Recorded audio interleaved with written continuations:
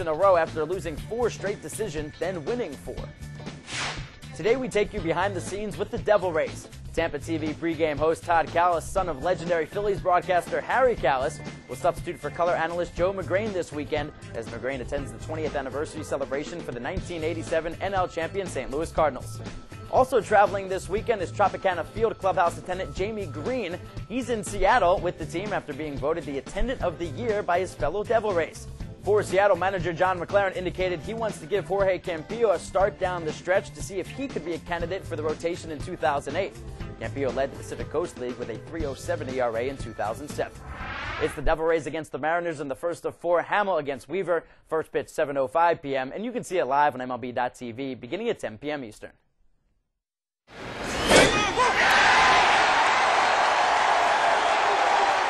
In the first of 4, the Tampa Bay Devil Rays and Seattle Mariners meet tonight at Safeco Field.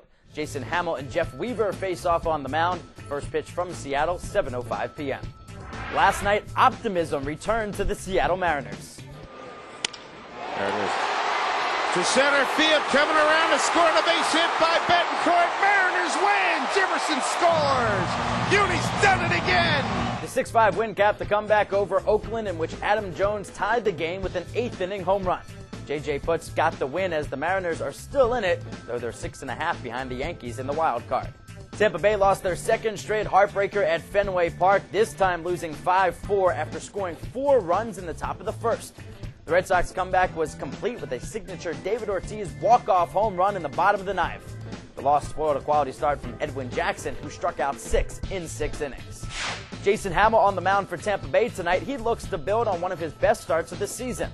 The second-year right-hander limited the Blue Jays to 2 runs over 6 innings last Saturday, but didn't receive a decision in the Devil Rays' 5-4 come-from-behind victory. It was the second consecutive solid performance for Hamill, who beat the Yankees on September 2nd. The streaky Jeff Weaver starts for the Mariners tonight, hoping to get off the schneid. He lost his last start on Saturday when he gave up 6 earned runs over 5+ innings and a 12-6 loss to the Tigers. It was his second loss in a row after losing 4 straight decisions, then winning 4. Today we take you behind the scenes with the Devil Rays. Tampa TV pregame host Todd Callis, son of legendary Phillies broadcaster Harry Callis, will substitute for color analyst Joe McGrain this weekend as McGrain attends the 20th anniversary celebration for the 1987 NL champion St. Louis Cardinals. Also traveling this weekend is Tropicana Field clubhouse attendant Jamie Green. He's in Seattle with the team after being voted the attendant of the year by his fellow Devil Rays. For Seattle manager John McLaren indicated he wants to give Jorge Campillo a start down the stretch to see if he could be a candidate for the rotation in 2008. Campillo led the Pacific Coast League with a 3.07 ERA in 2007. It's the Devil Rays against the Mariners in the first of 4. Hamill against Weaver. First pitch 7:05 p.m. and you can see it live on MLB.tv beginning at 10 p.m. Eastern.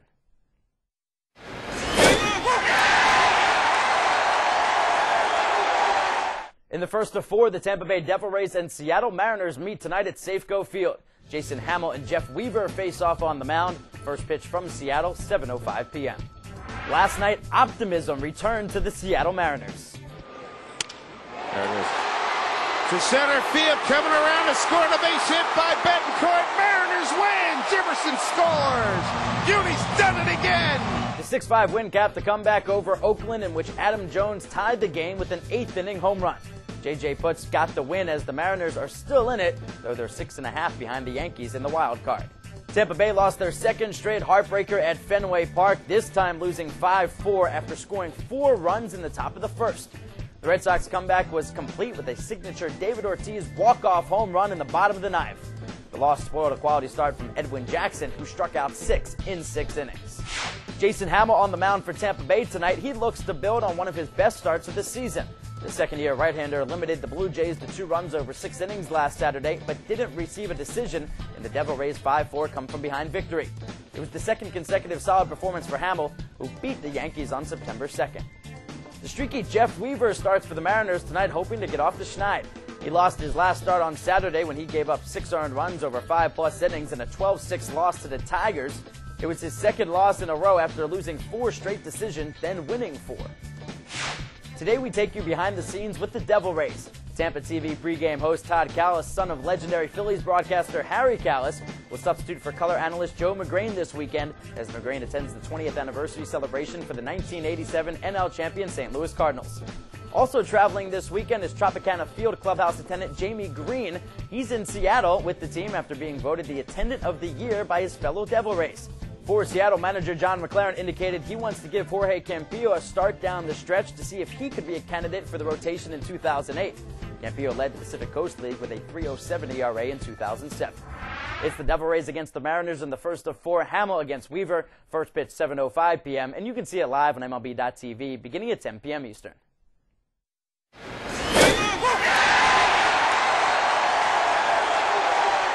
In the first of four, the Tampa Bay Devil Rays and Seattle Mariners meet tonight at Safeco Field. Jason Hamill and Jeff Weaver face off on the mound. First pitch from Seattle, 7:05 p.m. Last night, optimism returned to the Seattle Mariners. There it is. To center field, coming around to score the base hit by Betancourt. Mariners win. Jefferson scores. Uni's done it again. The 6-5 win capped the comeback over Oakland, in which Adam Jones tied the game with an eighth-inning home run. J.J. Putz got the win as the Mariners are still in it, though they're 6.5 behind the Yankees in the wild card. Tampa Bay lost their second straight heartbreaker at Fenway Park, this time losing 5-4 after scoring 4 runs in the top of the first. The Red Sox comeback was complete with a signature David Ortiz walk-off home run in the bottom of the ninth. The loss spoiled a quality start from Edwin Jackson, who struck out 6 in 6 innings. Jason Hamill on the mound for Tampa Bay tonight. He looks to build on one of his best starts of the season. The second-year right-hander limited the Blue Jays to 2 runs over 6 innings last Saturday, but didn't receive a decision in the Devil Rays' 5-4 come-from-behind victory. It was the second consecutive solid performance for Hamill, who beat the Yankees on September 2nd. The streaky Jeff Weaver starts for the Mariners tonight, hoping to get off the schneid. He lost his last start on Saturday when he gave up 6 earned runs over 5+ innings in a 12-6 loss to the Tigers. It was his second loss in a row after losing 4 straight decisions, then winning 4. Today we take you behind the scenes with the Devil Rays. Tampa TV pregame host Todd Callis, son of legendary Phillies broadcaster Harry Callis, will substitute for color analyst Joe McGrain this weekend as McGrain attends the 20th anniversary celebration for the 1987 NL champion St. Louis Cardinals. Also traveling this weekend is Tropicana Field clubhouse attendant Jamie Green. He's in Seattle with the team after being voted the attendant of the year by his fellow Devil Rays. For Seattle manager John McLaren indicated he wants to give Jorge Campillo a start down the stretch to see if he could be a candidate for the rotation in 2008. Campillo led the Pacific Coast League with a 3.07 ERA in 2007. It's the Devil Rays against the Mariners in the first of four. Hamill against Weaver. First pitch 7:05 p.m. and you can see it live on MLB.tv beginning at 10 p.m. Eastern.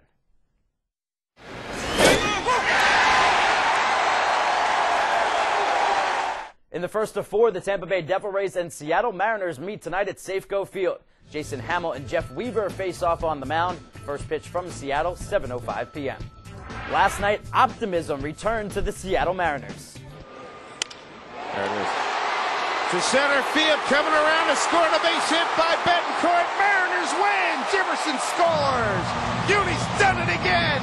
The 6-5 win capped the comeback over Oakland, in which Adam Jones tied the game with an eighth-inning home run.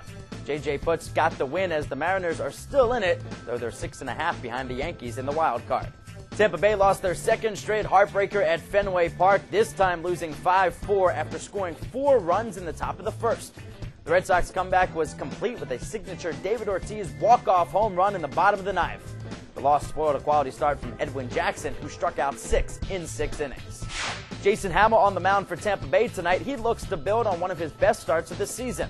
The second-year right-hander limited the Blue Jays to 2 runs over 6 innings last Saturday, but didn't receive a decision in the Devil Rays' 5-4 come-from-behind victory. It was the second consecutive solid performance for Hamill, who beat the Yankees on September 2nd. The streaky Jeff Weaver starts for the Mariners tonight, hoping to get off the schneid. He lost his last start on Saturday when he gave up 6 earned runs over 5+ innings in a 12-6 loss to the Tigers. It was his second loss in a row after losing 4 straight decisions, then winning 4. Today we take you behind the scenes with the Devil Rays. Tampa TV pregame host Todd Callis, son of legendary Phillies broadcaster Harry Callis, will substitute for color analyst Joe McGrain this weekend as McGrain attends the 20th anniversary celebration for the 1987 NL champion St. Louis Cardinals. Also traveling this weekend is Tropicana Field clubhouse attendant Jamie Green. He's in Seattle with the team after being voted the attendant of the year by his fellow Devil Rays. For Seattle manager John McLaren indicated he wants to give Jorge Campillo a start down the stretch to see if he could be a candidate for the rotation in 2008. Campillo led the Pacific Coast League with a 3.07 ERA in 2007. It's the Devil Rays against the Mariners in the first of 4. Hamill against Weaver. First pitch 7:05 p.m. And you can see it live on MLB.tv beginning at 10 p.m. Eastern.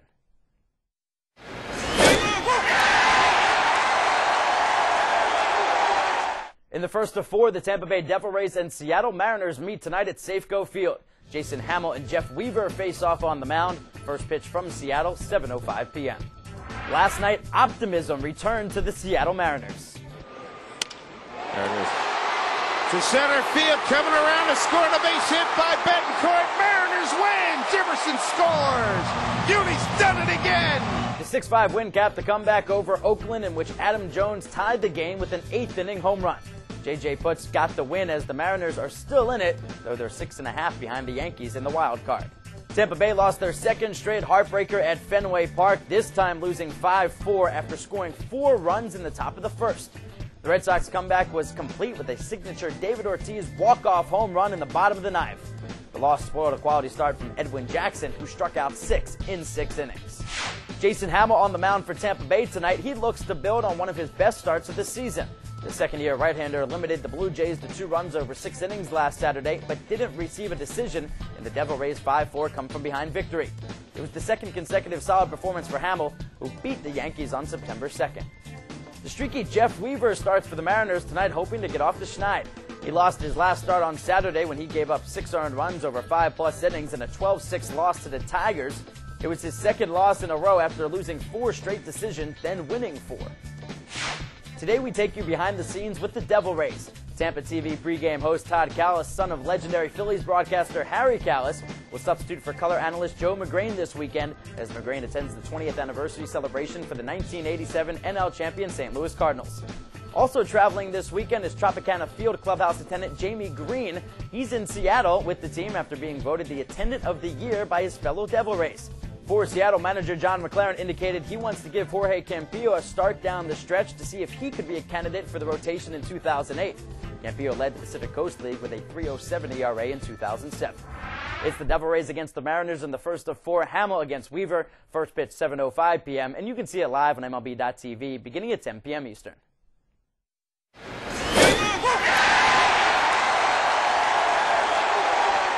In the first of 4, the Tampa Bay Devil Rays and Seattle Mariners meet tonight at Safeco Field. Jason Hamill and Jeff Weaver face off on the mound. First pitch from Seattle, 7:05 p.m. Last night, optimism returned to the Seattle Mariners. There it is. To center field, coming around to score, a base hit by Betancourt. Mariners win. Jefferson scores. Uni's done it again. The 6-5 win capped the comeback over Oakland, in which Adam Jones tied the game with an 8th-inning home run. J.J. Putz got the win as the Mariners are still in it, though they're 6.5 behind the Yankees in the wild card. Tampa Bay lost their second straight heartbreaker at Fenway Park, this time losing 5-4 after scoring 4 runs in the top of the first. The Red Sox comeback was complete with a signature David Ortiz walk-off home run in the bottom of the 9th. The loss spoiled a quality start from Edwin Jackson, who struck out 6 in 6 innings. Jason Hamill on the mound for Tampa Bay tonight. He looks to build on one of his best starts of the season. The second-year right-hander limited the Blue Jays to 2 runs over 6 innings last Saturday, but didn't receive a decision in the Devil Rays' 5-4 come-from-behind victory. It was the second consecutive solid performance for Hamill, who beat the Yankees on September 2nd. The streaky Jeff Weaver starts for the Mariners tonight, hoping to get off the schneid. He lost his last start on Saturday when he gave up 6 earned runs over 5+ innings and a 12-6 loss to the Tigers. It was his second loss in a row after losing 4 straight decisions, then winning 4. Today we take you behind the scenes with the Devil Rays. Tampa TV pregame host Todd Callis, son of legendary Phillies broadcaster Harry Callis, will substitute for color analyst Joe McGrain this weekend as McGrain attends the 20th anniversary celebration for the 1987 NL champion St. Louis Cardinals. Also traveling this weekend is Tropicana Field clubhouse attendant Jamie Green. He's in Seattle with the team after being voted the attendant of the year by his fellow Devil Rays. For Seattle manager John McLaren indicated he wants to give Jorge Campillo a start down the stretch to see if he could be a candidate for the rotation in 2008. Campillo led the Pacific Coast League with a 3.07 ERA in 2007. It's the Devil Rays against the Mariners in the first of 4. Hamill against Weaver. First pitch 7:05 p.m. And you can see it live on MLB.tv beginning at 10 p.m. Eastern.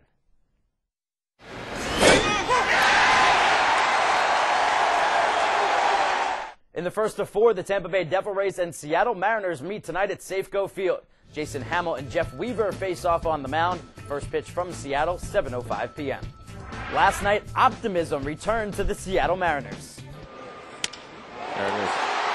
To center field, coming around to score, the base hit by Betancourt. Mariners win. Jefferson scores.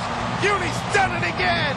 The 6-5 win capped the comeback over Oakland, in which Adam Jones tied the game with an 8th-inning home run. J.J. Putz got the win as the Mariners are still in it, though they're 6.5 behind the Yankees in the wild card.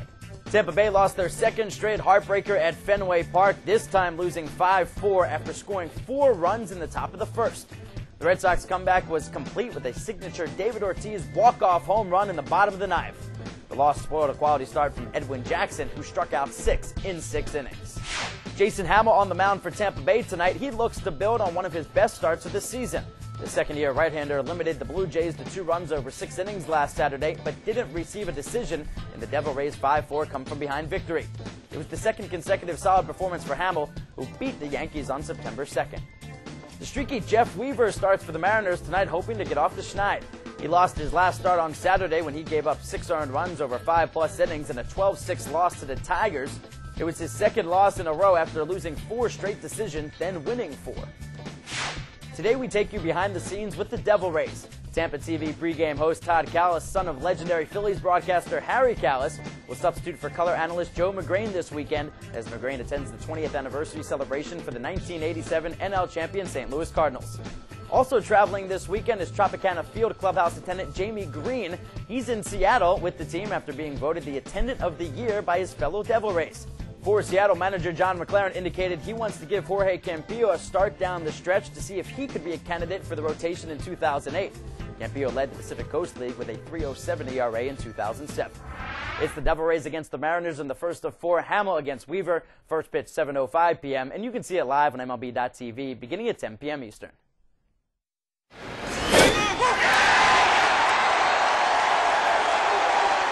In the first of 4, the Tampa Bay Devil Rays and Seattle Mariners meet tonight at Safeco Field.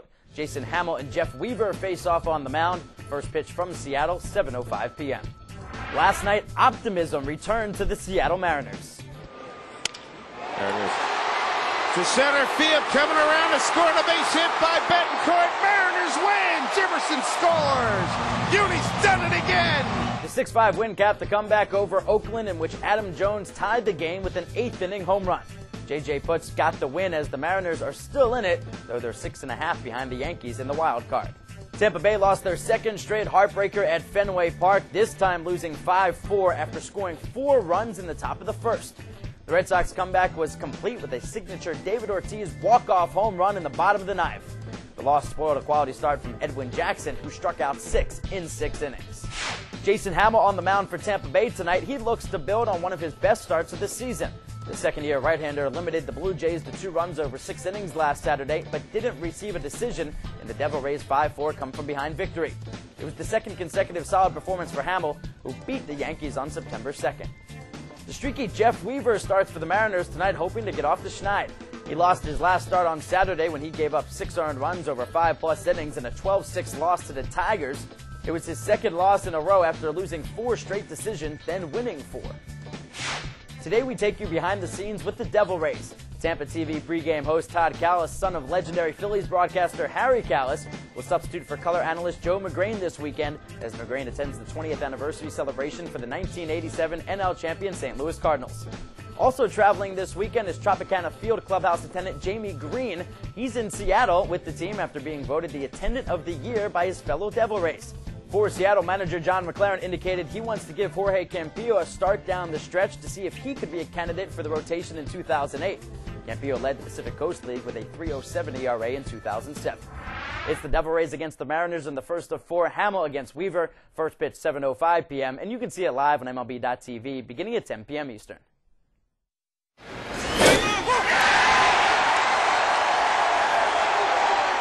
In the first of 4, the Tampa Bay Devil Rays and Seattle Mariners meet tonight at Safeco Field. Jason Hamill and Jeff Weaver face off on the mound. First pitch from Seattle, 7:05 p.m. Last night, optimism returned to the Seattle Mariners. There it is. To center field, coming around to score, the base hit by Betancourt. Mariners win. Jefferson scores. Uni's done it again. The 6-5 win capped the comeback over Oakland, in which Adam Jones tied the game with an 8th-inning home run. J.J. Putz got the win as the Mariners are still in it, though they're 6.5 behind the Yankees in the wild card. Tampa Bay lost their second straight heartbreaker at Fenway Park, this time losing 5-4 after scoring 4 runs in the top of the first. The Red Sox comeback was complete with a signature David Ortiz walk-off home run in the bottom of the 9th. The loss spoiled a quality start from Edwin Jackson, who struck out 6 in 6 innings. Jason Hamill on the mound for Tampa Bay tonight. He looks to build on one of his best starts of the season. The second-year right-hander limited the Blue Jays to 2 runs over 6 innings last Saturday, but didn't receive a decision in the Devil Rays' 5-4 come-from-behind victory. It was the second consecutive solid performance for Hamill, who beat the Yankees on September 2nd. The streaky Jeff Weaver starts for the Mariners tonight, hoping to get off the schneid. He lost his last start on Saturday when he gave up 6 earned runs over 5+ innings in a 12-6 loss to the Tigers. It was his second loss in a row after losing 4 straight decisions, then winning 4. Today we take you behind the scenes with the Devil Rays. Tampa TV pregame host Todd Callis, son of legendary Phillies broadcaster Harry Callis, will substitute for color analyst Joe McGrain this weekend as McGrain attends the 20th anniversary celebration for the 1987 NL champion St. Louis Cardinals. Also traveling this weekend is Tropicana Field clubhouse attendant Jamie Green. He's in Seattle with the team after being voted the attendant of the year by his fellow Devil Rays. Former Seattle manager John McLaren indicated he wants to give Jorge Campillo a start down the stretch to see if he could be a candidate for the rotation in 2008. Campillo led the Pacific Coast League with a 3.07 ERA in 2007. It's the Devil Rays against the Mariners in the first of 4. Hamill against Weaver. First pitch 7:05 p.m. and you can see it live on MLB.tv beginning at 10 p.m. Eastern.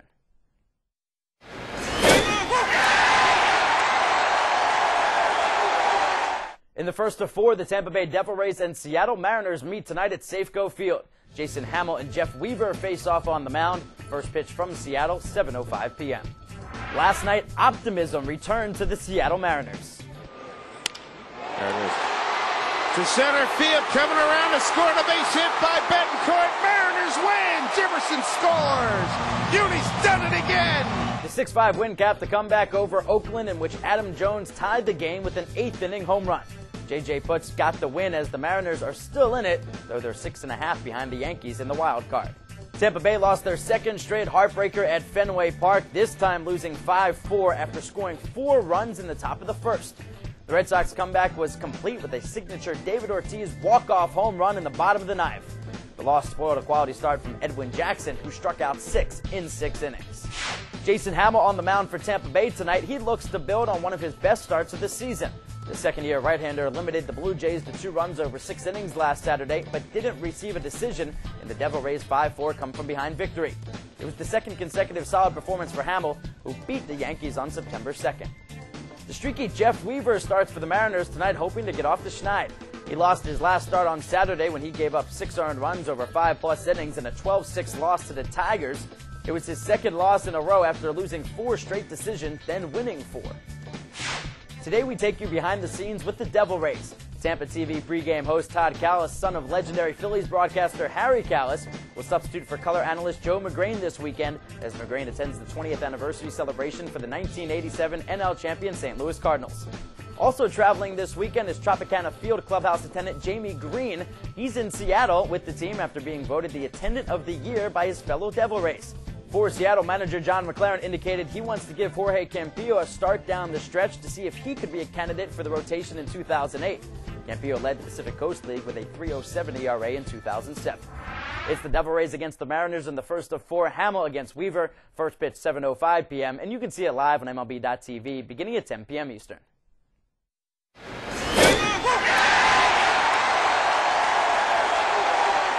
In the first of 4, the Tampa Bay Devil Rays and Seattle Mariners meet tonight at Safeco Field. Jason Hamill and Jeff Weaver face off on the mound. First pitch from Seattle, 7:05 p.m. Last night, optimism returned to the Seattle Mariners. There it is. To center field, coming around to score a base hit by Betancourt. Mariners win. Jefferson scores. Uni's done it again. The 6-5 win capped the comeback over Oakland, in which Adam Jones tied the game with an 8th-inning home run. J.J. Putz got the win as the Mariners are still in it, though they're 6.5 behind the Yankees in the wild card. Tampa Bay lost their second straight heartbreaker at Fenway Park, this time losing 5-4 after scoring 4 runs in the top of the first. The Red Sox comeback was complete with a signature David Ortiz walk-off home run in the bottom of the ninth. The loss spoiled a quality start from Edwin Jackson, who struck out 6 in 6 innings. Jason Hamill on the mound for Tampa Bay tonight. He looks to build on one of his best starts of the season. The second-year right-hander limited the Blue Jays to 2 runs over 6 innings last Saturday, but didn't receive a decision in the Devil Rays' 5-4 come-from-behind victory. It was the second consecutive solid performance for Hamill, who beat the Yankees on September 2nd. The streaky Jeff Weaver starts for the Mariners tonight, hoping to get off the schneid. He lost his last start on Saturday when he gave up 6 earned runs over 5+ innings and a 12-6 loss to the Tigers. It was his second loss in a row after losing 4 straight decisions, then winning 4. Today we take you behind the scenes with the Devil Rays. Tampa TV pregame host Todd Callis, son of legendary Phillies broadcaster Harry Callis, will substitute for color analyst Joe McGrain this weekend as McGrain attends the 20th anniversary celebration for the 1987 NL champion St. Louis Cardinals. Also traveling this weekend is Tropicana Field clubhouse attendant Jamie Green. He's in Seattle with the team after being voted the attendant of the year by his fellow Devil Rays. For Seattle manager John McLaren indicated he wants to give Jorge Campillo a start down the stretch to see if he could be a candidate for the rotation in 2008. Campillo led the Pacific Coast League with a 3.07 ERA in 2007. It's the Devil Rays against the Mariners in the first of 4. Hamill against Weaver. First pitch 7:05 p.m. and you can see it live on MLB.tv beginning at 10 p.m. Eastern.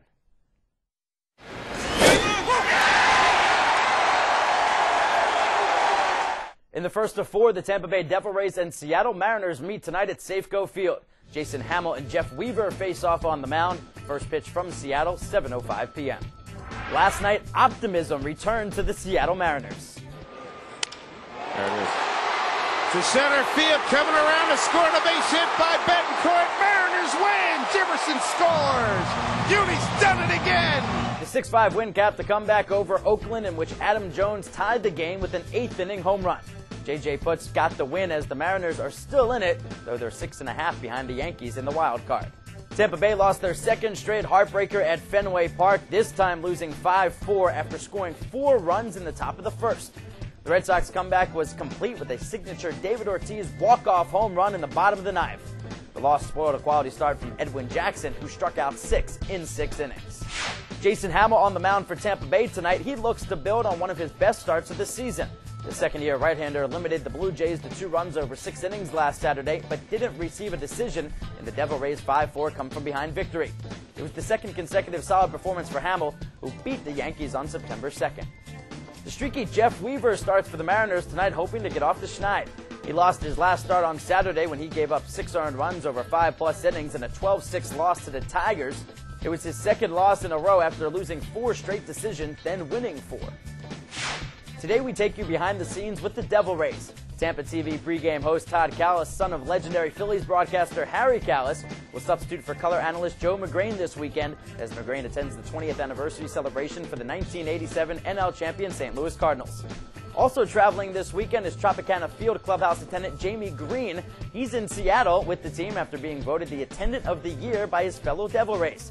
For Seattle manager John McLaren indicated he wants to give Jorge Campillo a start down the stretch to see if he could be a candidate for the rotation in 2008.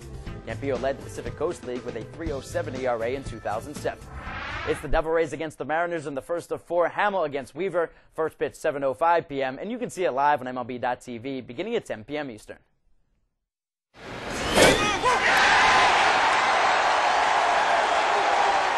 In the first of 4, the Tampa Bay Devil Rays and Seattle Mariners meet tonight at Safeco Field. Jason Hamill and Jeff Weaver face off on the mound. First pitch from Seattle, 7:05 p.m. Last night, optimism returned to the Seattle Mariners. There it is. To center field, coming around to score, a base hit by Betancourt. Mariners win. Jefferson scores. Uni's done it again. The 6-5 win capped the comeback over Oakland, in which Adam Jones tied the game with an 8th-inning home run. J.J. Putz got the win as the Mariners are still in it, though they're 6.5 behind the Yankees in the wild card. Tampa Bay lost their second straight heartbreaker at Fenway Park, this time losing 5-4 after scoring 4 runs in the top of the first. The Red Sox comeback was complete with a signature David Ortiz walk-off home run in the bottom of the ninth. The loss spoiled a quality start from Edwin Jackson, who struck out 6 in 6 innings.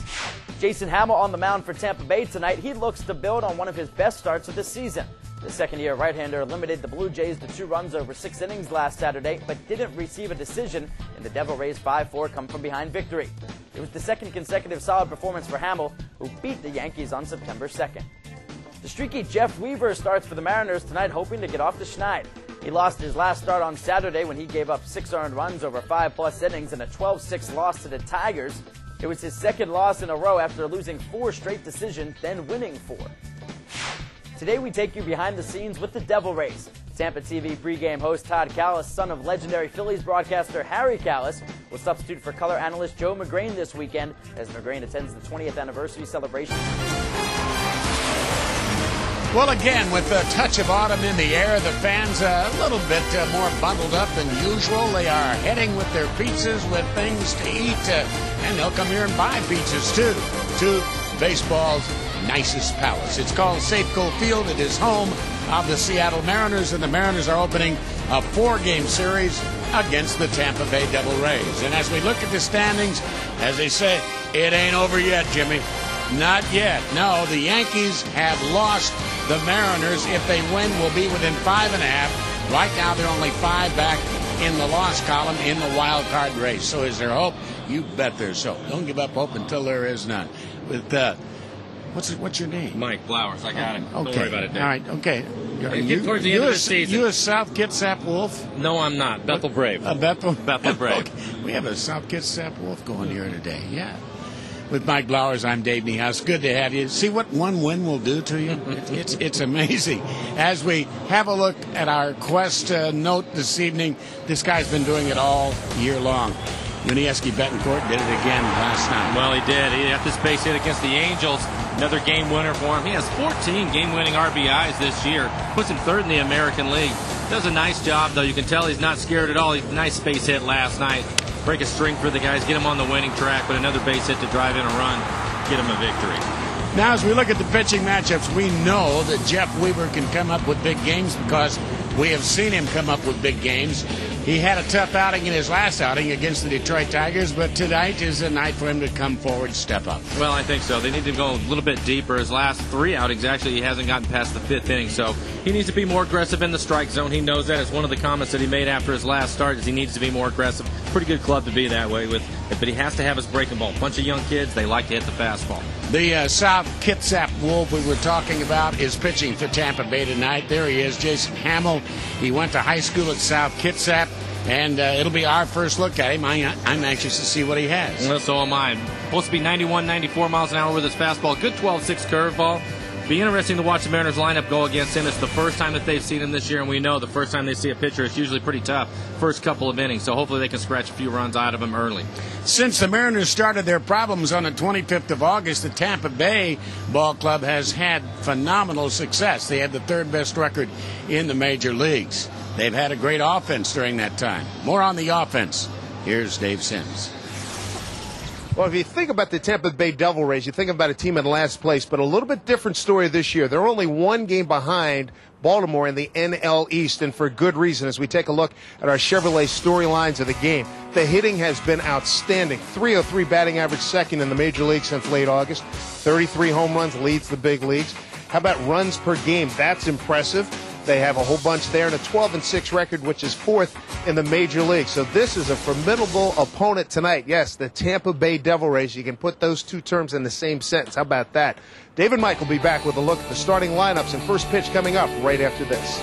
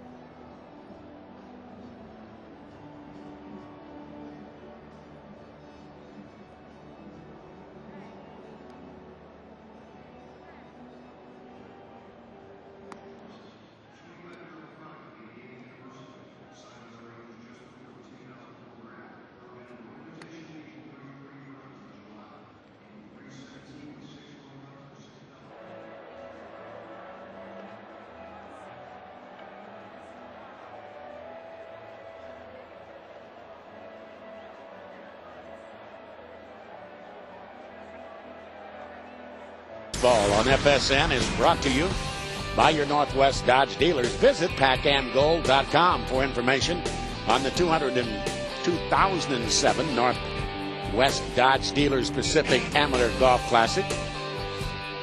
Brought to you by Ricoh. Move your ideas forward with Ricoh. Dependability.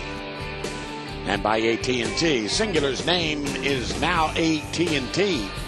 Your world delivered. Out come the umpires, the same umpiring crew that we had last night. This will be their final game in Seattle. A new umpiring foursome will arrive tomorrow night for the final 3 games of this series. Let's look at the lineups, Michael. Okay, thank you, Dave. Tonight's starting lineups are brought to you by AT&T. You can see Ichiro averaging 180 singles per season. That's a lot. You have Beltre, Ibanez, Guillaume, Broussard, Vidro, Dojima, Willie Bloomquist getting the start again, hitting 8th, and Betancourt is hitting 9th.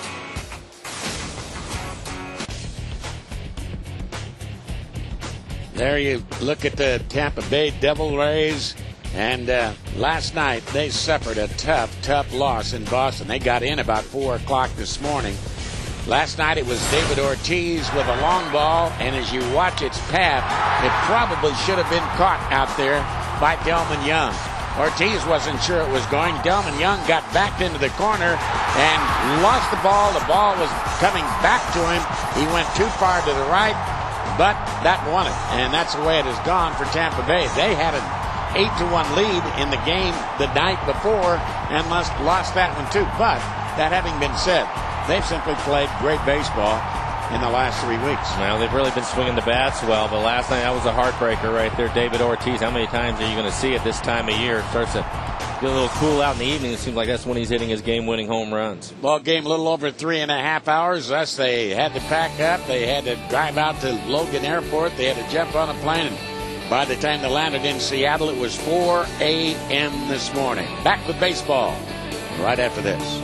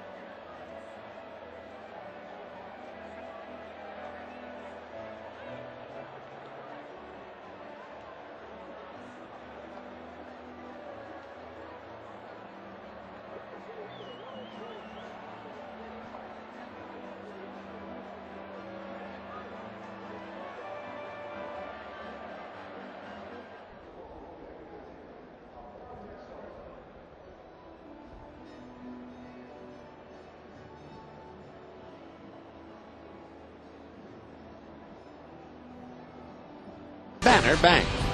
Better ideas, better banking. By Les Schwab, celebrating 50 years of pride in performance. By Aflac, ask about it at work. And by the Emerald Queen Casino, where this Friday the laughs are on us with a free night of comedy featuring Williams and Reed.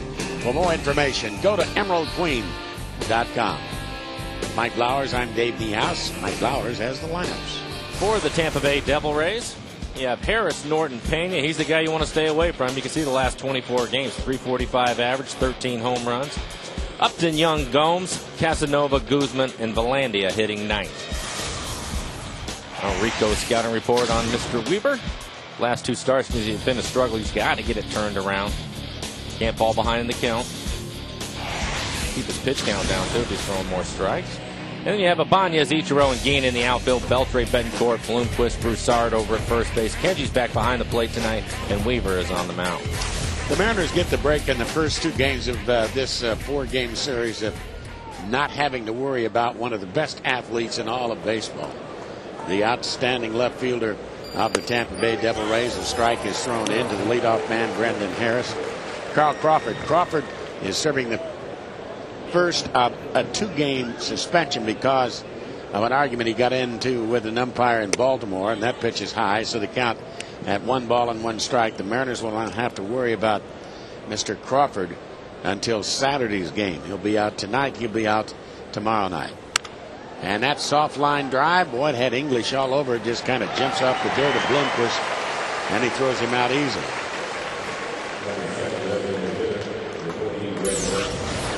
Jeff takes a lot off of his slider, and you can see he hits it right off the end of the bat. Really no problem. Switch hitting designated hitter, Greg Norton, the hitter. The Mariners 2-1 against Tampa Bay. The 3 games played down in St. Petersburg much earlier.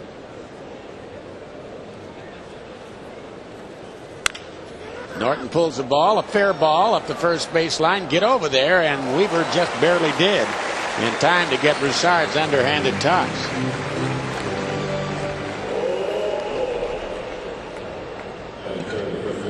Nice play by Ben. He goes over and backhands this ball. You'll see him over in foul territory. He's going to throw it right away, but Jeff's a little late getting there. Takes his time and makes sure he gives him a nice, easy underhand feed. A little bit high, but Jeff handles it no problem. Key is get it to him before he gets to the base so he can catch it and then look for it. Nice play. Well, here comes the guy that I think is probably a slam dunk to win comeback player of the year in the American League, in Carlos Pena. Number 2 in home runs. He's hit 39. Has 110 RBIs, released by 2 clubs last year. And he was a former number 1 draft choice. I always thought to have the kind of talent that has produced the year he's having now. It's just taken a while. Well, and you can see the big shift that they have on him in the infield. And Jeff's pitched him in the first couple of pitches, trying to get way in on him. You can see the infield swung around. That's Adrian over there playing around shortstop area. And that's on the inside corner, 2-1.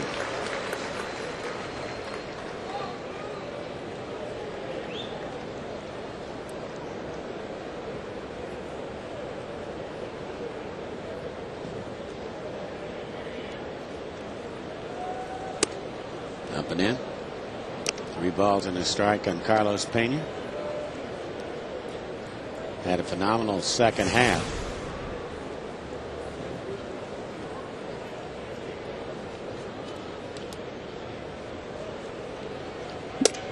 That's right down the middle.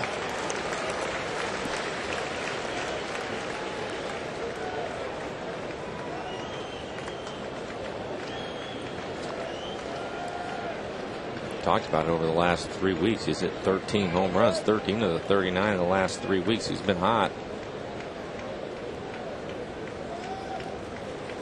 And he drills that ball into the corner. That's going to be a fair ball. Take a hop.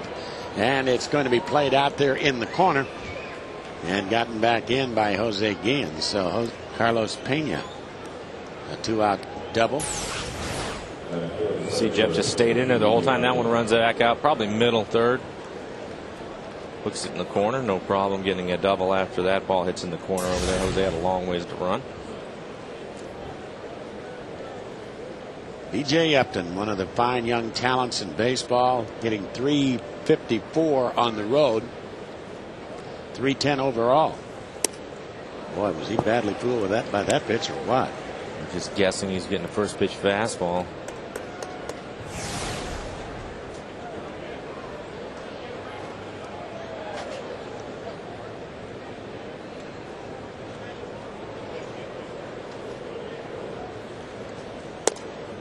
And that slider, this is down low.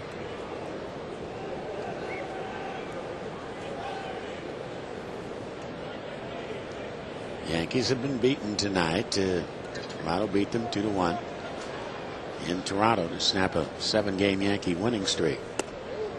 Badly fooled with that pitch too. He's sitting on fastball all night long. Jeff doing a nice job of keeping the slider off the plate away from him.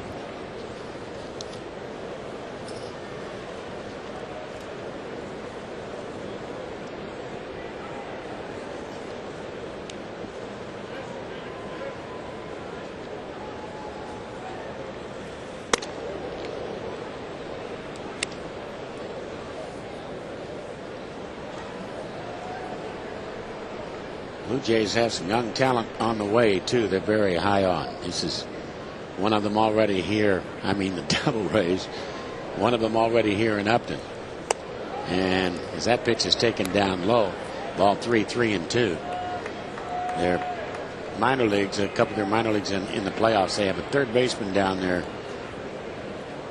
by the name of Evan Longoria. They're very, very high on. Probably will be their third baseman next year. 3-2 pitch.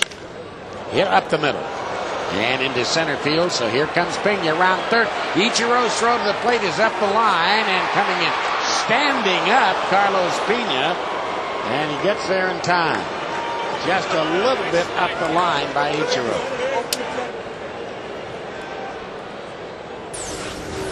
Well, it's another slider, 3-2 slider. This one's in the plate, but when he hits it right back up the middle, it looked like Ichiro certainly had a chance to get him. But as Dave said, this throw is going to be up the line a little bit. And then Pena, for whatever reason, decides not to slide. Kenji just can't stretch out far enough to get on the other side of the plate. Well, here's another one of the fine young talents, Delman Young, who will turn 22 years of age tomorrow. Former #1 draft pick.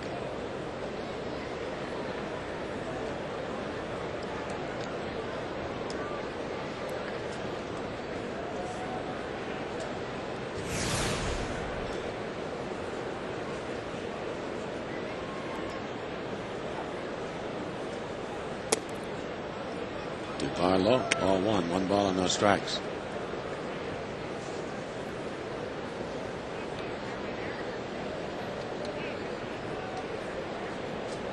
Dimitri's his brother, right? Dylan's brother? Correct. Then isn't Upton's brother up with the Arizona Diamondbacks now? Correct. Dimitri, you signed an extension with the Nationals.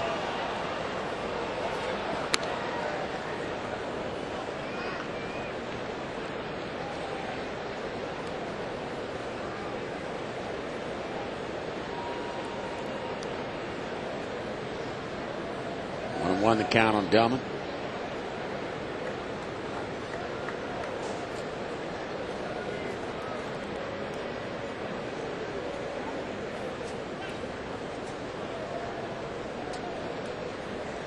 And a runner goes. The pitch swung on a miss. A throw on the first base side of second.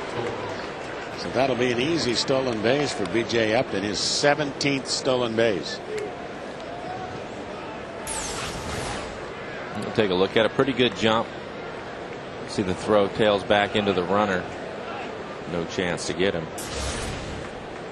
Georgia been missing last night with that bruised left wrist. Of course, that has nothing to do with throwing the ball. Got hit the other night trying to sliding into second base on the double play. Throw got him in the left wrist.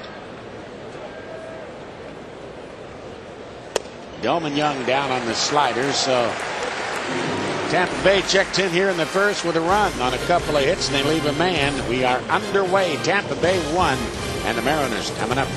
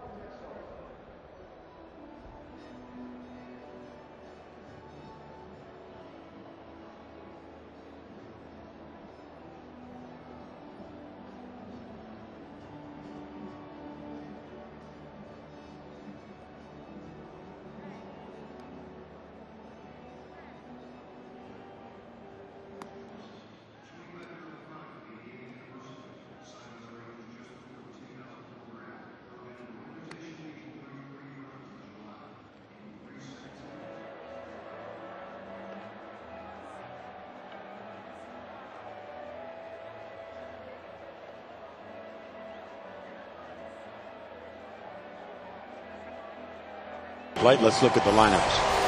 Yeah, Ichiro leading off. You can see almost 1,300 singles in his career. Beltre, Ibanez, Guillen, Broussard, Vidro, Jojima, Willie Bloomquist, and Betancourt's hitting ninth. Rico Scott and report on Hamill. He's making his first appearance here at Safeco Field. You can see it's been a rough go for him until he got into September. He's pitched well, 2.45 ERA his last 2 games. And the defense behind him, you have Gomes, Upton, Young in the outfield, Guzman, Volandia, Harris, Pena over at first. Casanova's behind the plate, and Hamill is on the mound. Jason Hamill leaving some 36 passes today for friends and relatives from the peninsula. As we mentioned, went to South Kitsap High School, as did Willie Bloomquist. They were not there at the same time. Good sized lad, 6'6", 220 pounds. 2-4 with the big club and 4-5 with Durham this year. And his pitch is hit foul back and out of play. It's always got to be a thrill to come home. And not only come home to pitch in Safeco Field, one would think, and before your hometown friends and fans.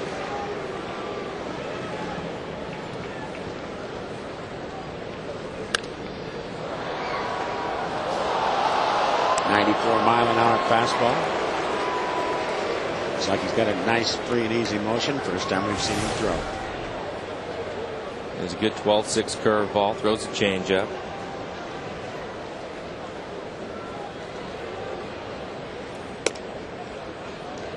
Selected by Tampa Bay in the 10th round of the 2002 June draft.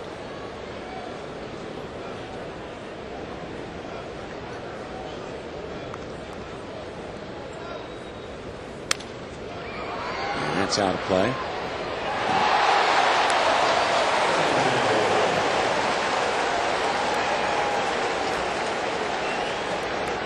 And obviously making a fine catch of that ball.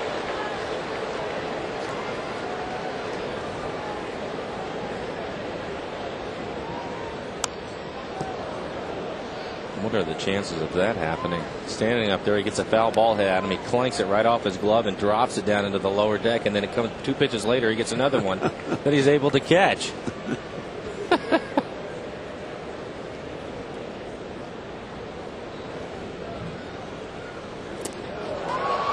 Struck him out on a change. So Ichiro out number 1 here in the bottom of the first.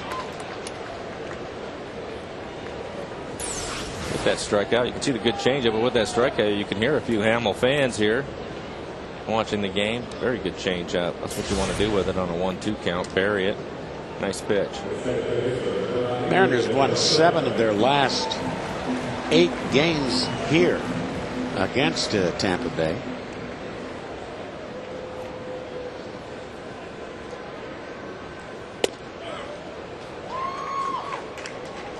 The thing that really impressed me last night was after the win, what happened more than anything else. I mean, they had been beaten down badly, as you know, having lost 15 of their last 17 games. And that base hit got into right field, and the winning run, Jimerson came in to score.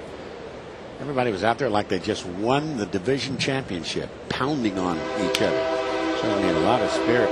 Brought it together, and they still left on this ball club. That's an easy play for Hamill.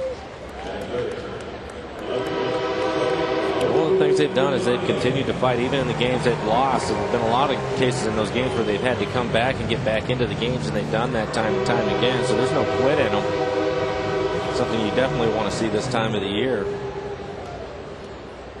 And there's Adam Jones, a man that tied it with a pinch hit home run in the 8th inning. Strike on the inside corner.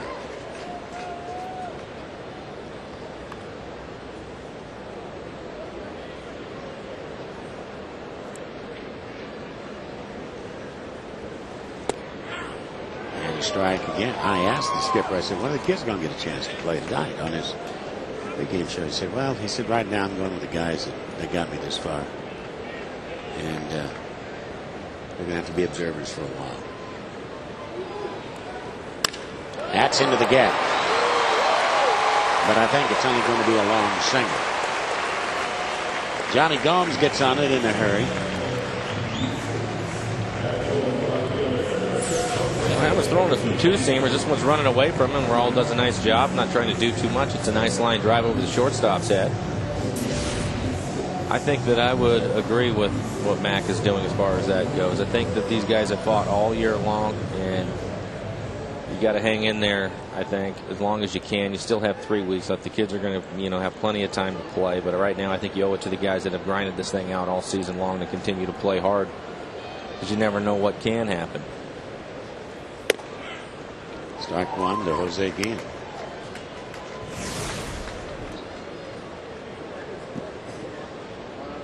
Jose Guillen, Miguel Batista, Adrian Beltre, Iniesta Betancourt had an interesting sojourn on the off day between New York and Detroit. Swing and a miss. Guillen rented a jet, and they went all the way to the Dominican Republic to spend the off day. Well, I'm just glad they made it back. Hope they enjoyed it. I'm sure they did.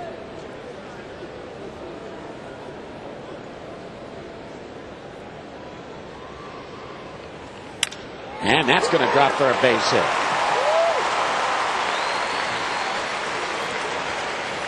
So the D-Rays striking with 2 outs and nobody on. The Mariners trying to do the same thing here in the bottom half of the first. See Jose with his inside out swing. His fastball running in on him. It's a nice line drive into right field.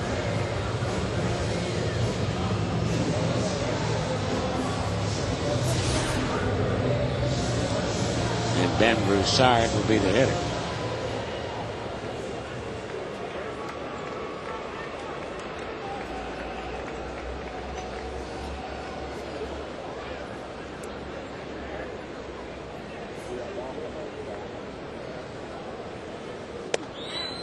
At the knees. And you might ask, well, didn't they have to have the ball club's permission to go that far on the off day? And the answer is yes, and they got it.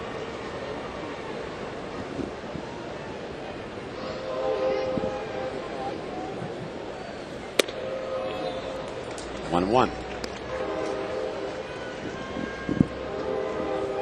Was again very close with his little 7-year-old son, and he was dying to see him. He's down there in the DR and took that advantage to spend a day with him. He is a cutie pie. 1-1 pitch. Outside, ball 2, 2-1.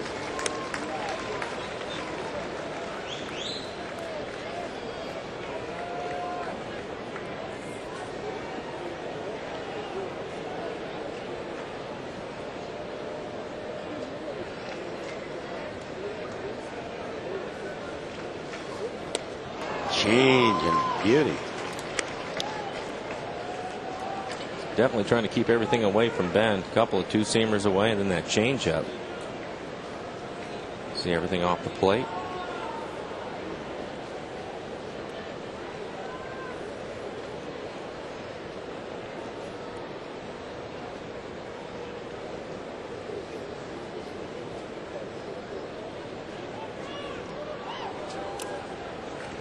Two-seamer down low, ball 3, 3-2.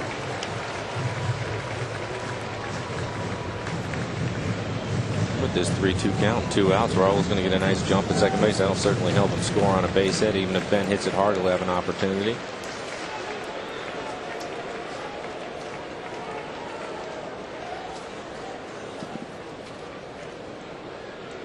They get set to take off. There they go. And it's hit hard, but foul.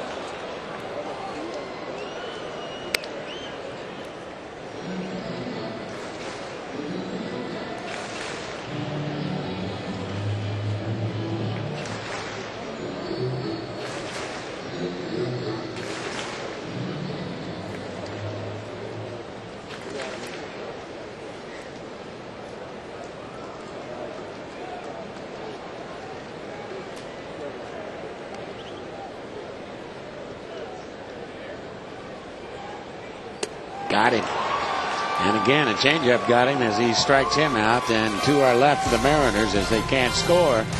We go to the second inning of play. 1-0 Tampa Bay.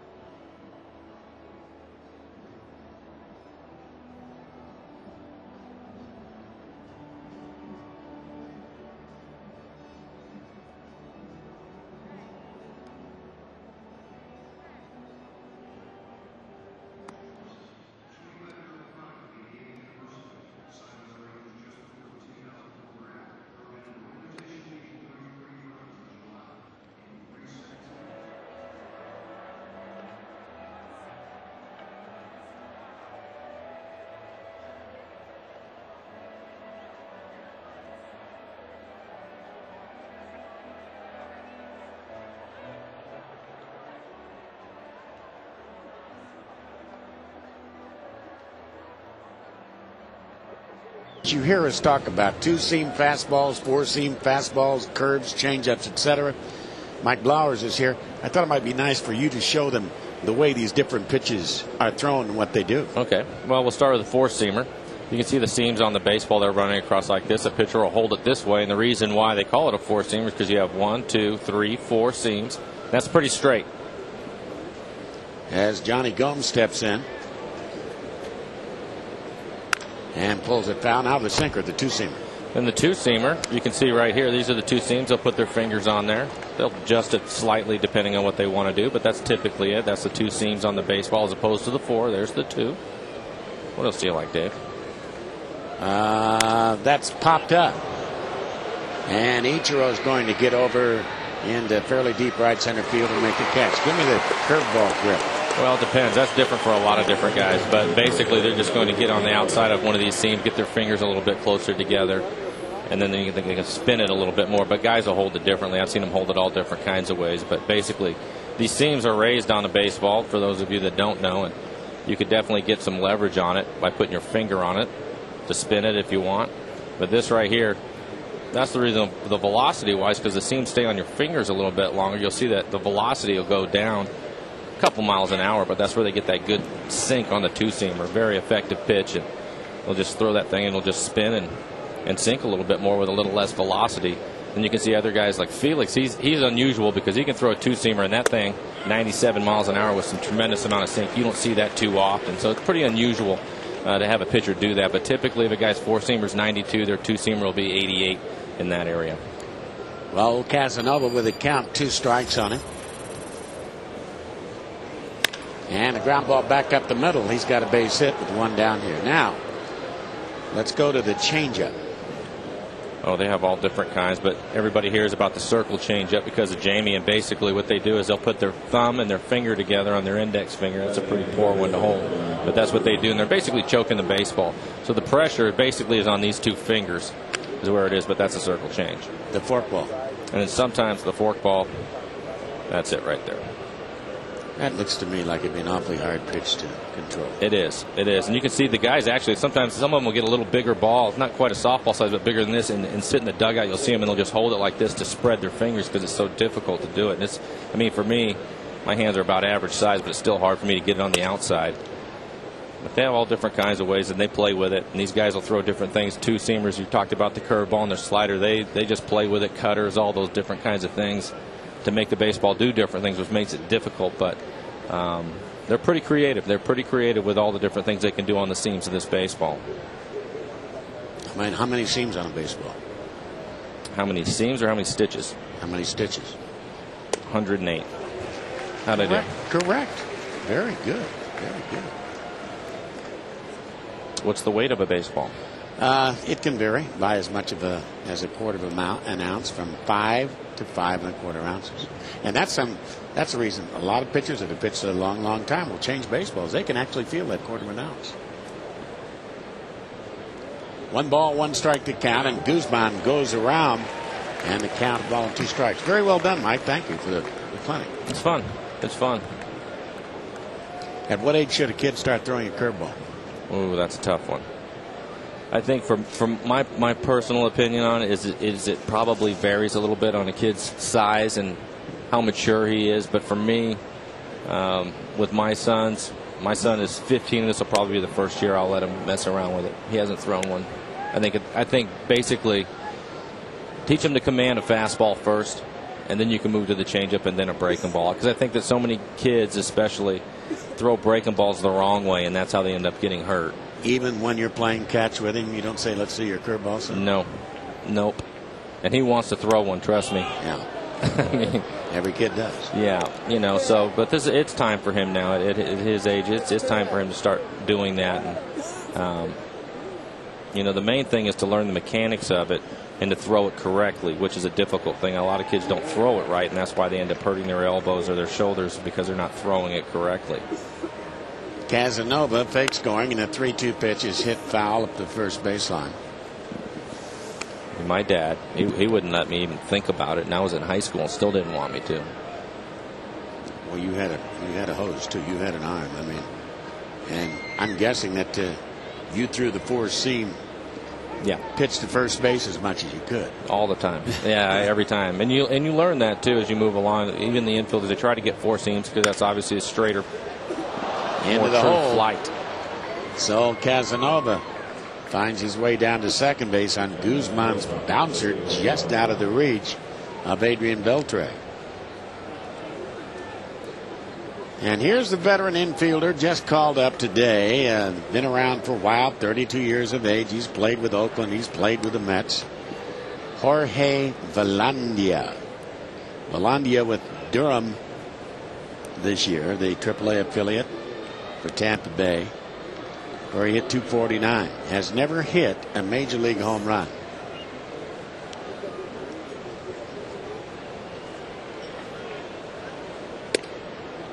Down the middle, but high.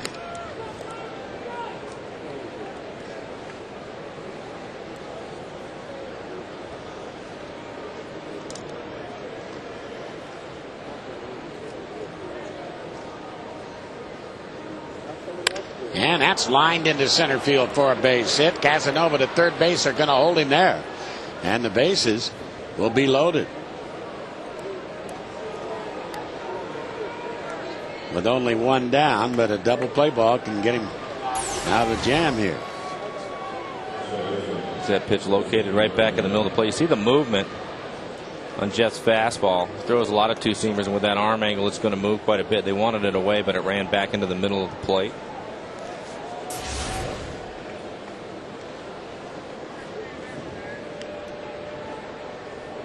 Brendan Harris, the second baseman.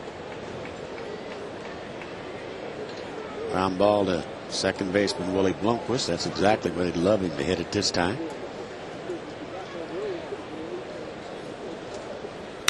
And a base hit into the hole. They're jumping all over him. That's 4 consecutive hits, and it's 2-0 Tampa Bay. As Harris banks that one hard into left field. See, this pitch is up again. Stays on top of it. You can see how high that pitch is. Jeff's most effective when he has the ball down in the zone. So he has to make an adjustment here and get the ball down.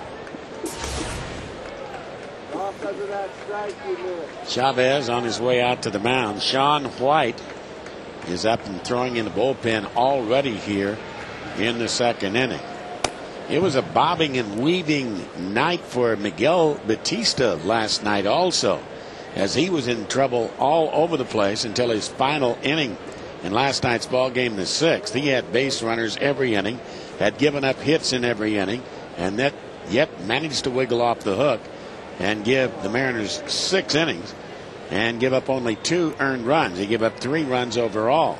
He was not involved in the decision, but they had him bouncing off the ropes, and the Mariners came back to win that ball game. Now they got Mr. Weaver on the ropes. And a change is outside to Greg Norton. Ball 1. 1 ball and no strikes. Devil Rays already 3 for 4 with men in scoring position.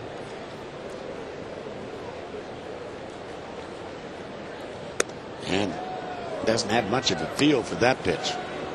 That was badly missed. We have a couple of veterans sprinkled in there, Norton being one of them, but for the most part, they're a pretty young club, and they're going to get their hacks in. They go up swinging.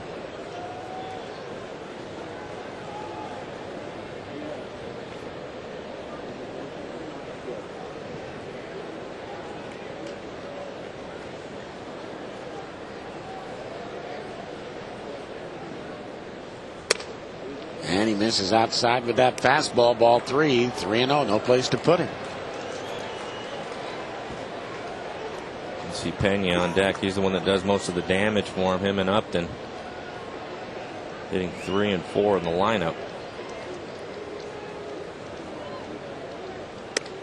And he missed outside. Ball 4, and that forces in the 3rd run of the ball game. And the natives getting a little restless. Still only 1 man down. Carlos Pena lined a shot into the right field corner for a double. He has 110 RBIs.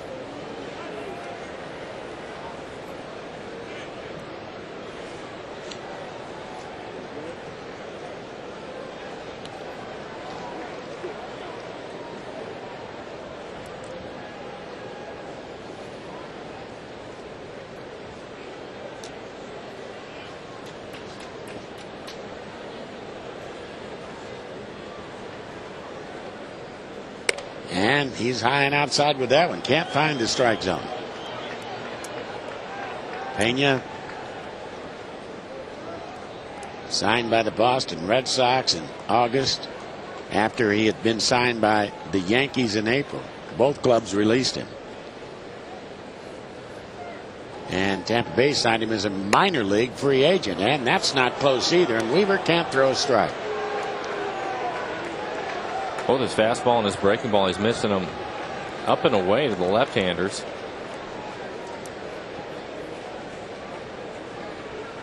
Former #1 draft choice of the Texas Rangers. 10th pick overall back in the 1988 June draft. 1998 June draft, I should say.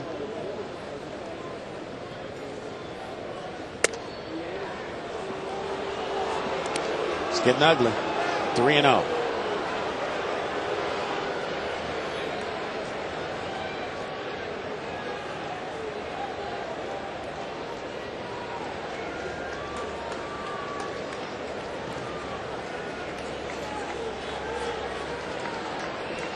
Wouldn't be surprised to see Pena just green lighted right here, 3-0.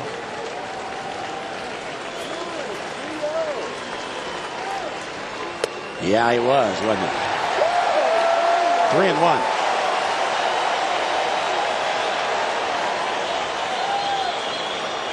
Hot as he's been, why not? I doubt he even looked. He probably just assumed he had it.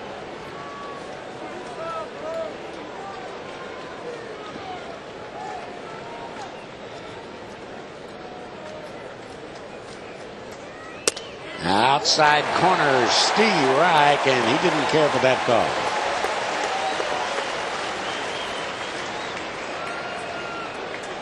See Joe's tracer. Look at the grouping, all of them in the same spot, just about. That one wasn't that close to the strike zone.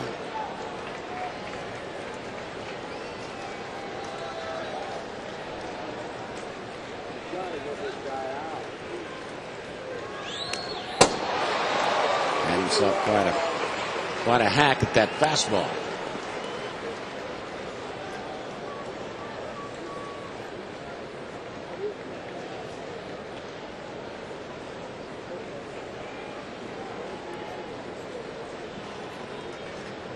Jeff is up to 45 pitches for the game already.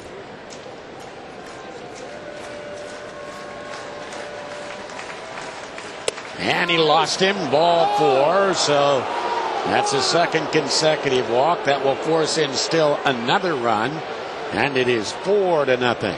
And that is all for Jeff Weaver, as he can only go an inning and a third tonight, as that forces in Jorge Velandia, and they're going to have to go out to the pen. And Jeff Weaver, not a happy man, and he'll walk off, and we'll have a change of pitchers right now.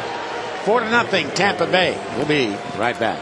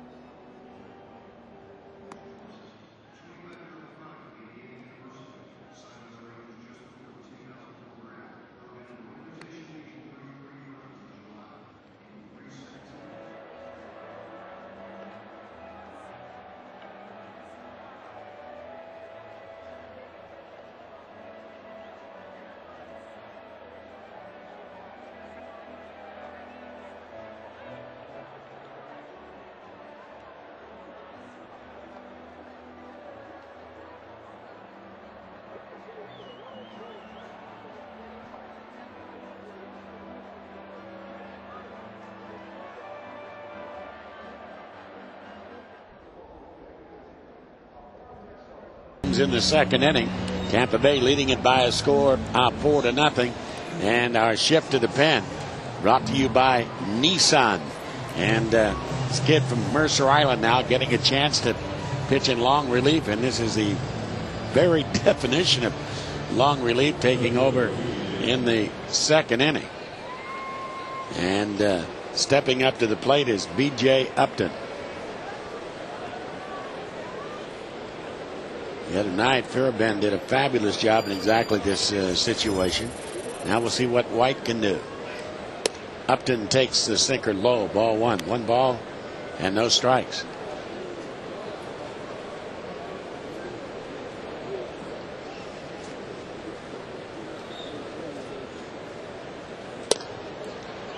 Again, low.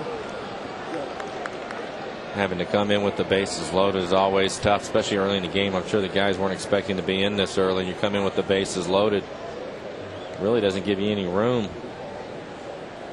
And that's low.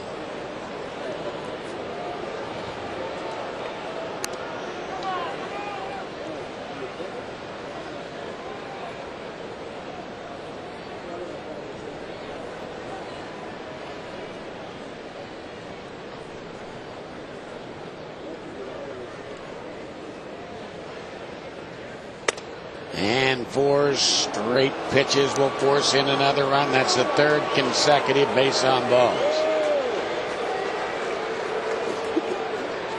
And it is 5-0, and Tampa Bay literally walking themselves into a big lead in this ball game. And the 9th man to come to the plate will be Delvin Young. And Ryan Roland Smith, the big Aussie left-hander, gets up and starts to throw here in the second inning.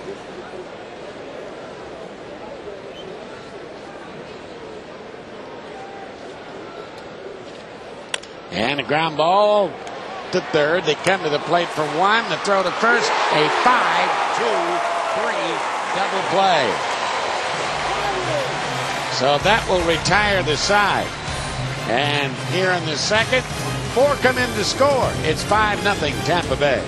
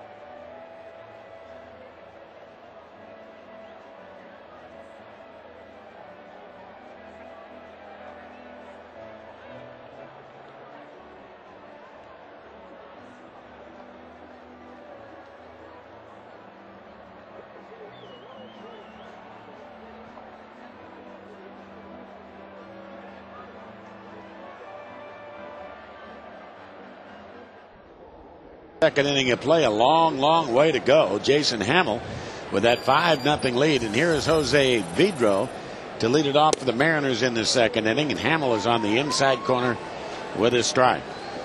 So Mr. Weaver really struggling. All the runs charged to Jeff Weaver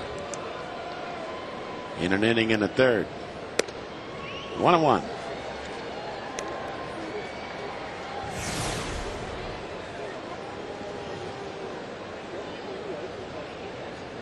Another baseball note to pass along to you concerning today. And the delivery is down low and outside. Terry Ryan, the outstanding general manager of the Minnesota Twins, resigned today. Actually, he resigned effective at the end of the year on September the 30th. He said, Dick Balderson told me that, former Mariner general manager, who's here scouting for Atlanta. And Balderson was rather shocked, as much as I was, and I think you probably are too, Mike. He's one of the fine general managers in baseball. He said, look, he said, I can't take the losses that much anymore. The wins are few and far between. I don't feel as elated with the wins anymore. He said, I've got my health, I've got my wife. He said, it's just time to move on. He said, it sounds to me like a pressure situation, and it certainly is. And he said, I will be a consultant. He's going to be a consultant with the Twins, but certainly one of the best in the business, I think, Terry Ryan. And I would agree with that, and I think that he'll probably be a GM again at some point. Maybe he just needed some time away. This game can put some pressure on you. There's no question about it. 2-2 deliveries, low and inside. His assistant, Bill Smith, I don't know Mr. Smith, is going to be taking over that job. But been one of the great jobs in baseball with the parameters that he has up there. Not a heck of a lot of money to work with. Right. That pitch is a towering high fly ball to right field, and Delman Young goes back to the track and makes the catch about a foot in front of the wall. Vidro did not quite get all of that one. Tell you what, watching Young go back for this ball kind of looked like the one he went back on that Ortiz hit last night in the game winner. Wasn't too sure of it, and last minute he makes an adjustment to his right to catch it. You take a look at last night's. He gets turned around on this ball to right field by Ortiz. This is a game winner. You missed it earlier. It was a game winner from last night. See how he got turned around. Yeah. And Kenji Jojima, after one night off with that sore left wrist, is back up there in the batter's box, taking down low ball one. 1 ball and no strikes.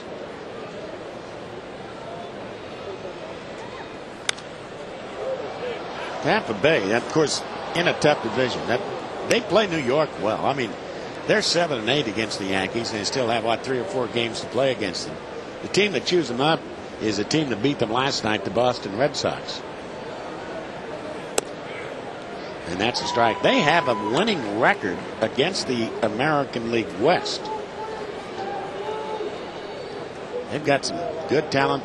That young man there is in his second year as the skipper, and very much respected.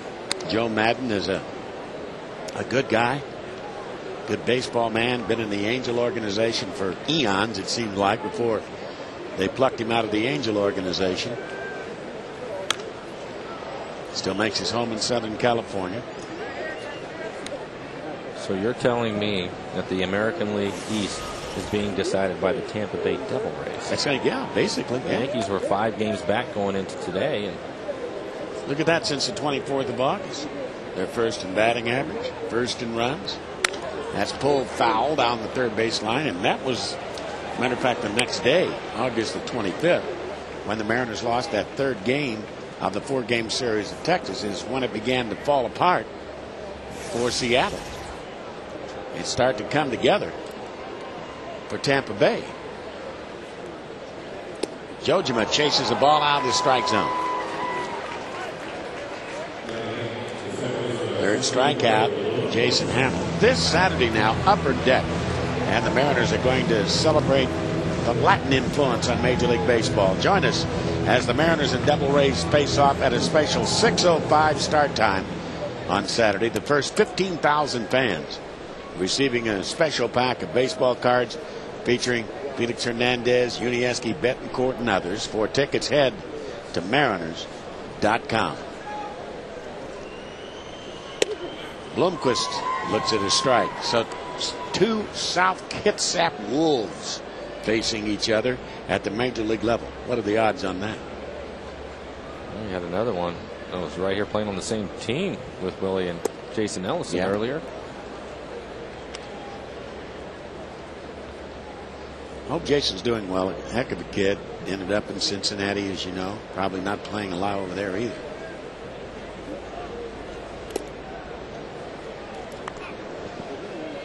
Two and one.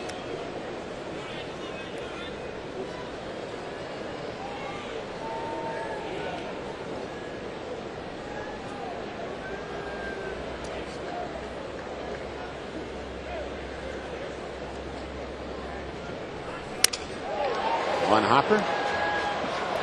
Jorge Volandia throws him out, and a 1-2-3 tail here in the second inning for the Mariners. Coming back in the third, and Tampa Bay Devil Rays lead it 5-0.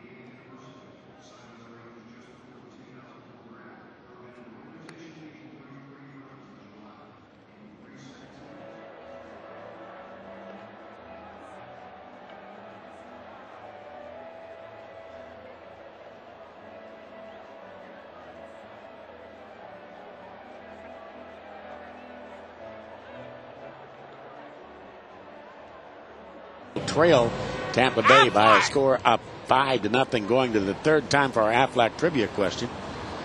Mike, can you name the country in which the first baseball league was established? Wow. I don't think I can. Can you?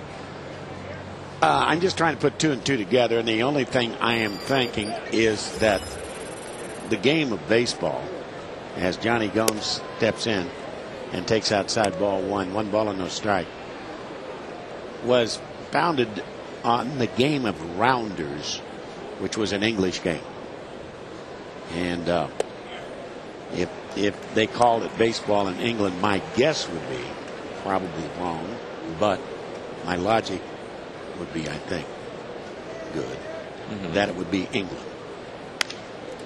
I mean, they were playing baseball during the Civil War here. Willie's going to draw an error. Mariners made 3 errors last night in a ball game. It's the first time they have done that in 3 years. Well, you see this ball is going to jam Gomes, and it's spinning a little bit sideways, but it's certainly a ball that Willie handles. There's no question about it. So Brendan Harris is on the error by Willie. And Greg Norton will be the hitter. So rounders is different than cricket. Oh, yeah. Yeah. All right. And the runner goes, swing and a miss, tag down, runner out. Good throw that time by Kenji Jojima, right on the money to Unieski Betancourt.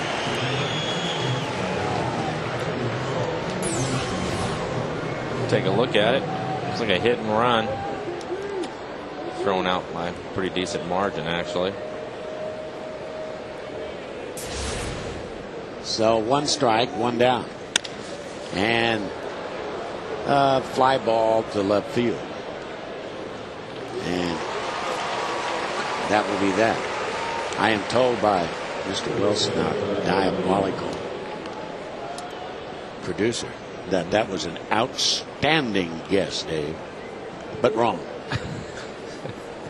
It's the second time you've been wrong this year. Below. I wonder if we have any more guesses. I don't have. How about Canada? How about Kennedy? No. Carlos. This is Guzman. I would think you'd have to be south somewhere. Warm climate. John White's pitch is on the outside corner for a strike.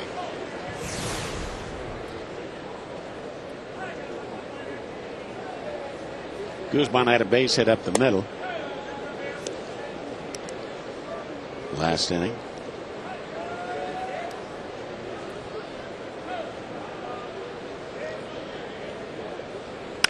And this time, chance to vindicate himself, and Willie does as he throws him out easily, and it ends up, thanks to the caught stealing, being a 1-2-3 inning. We go to the bottom of the third. It's 5-0 Tampa Bay.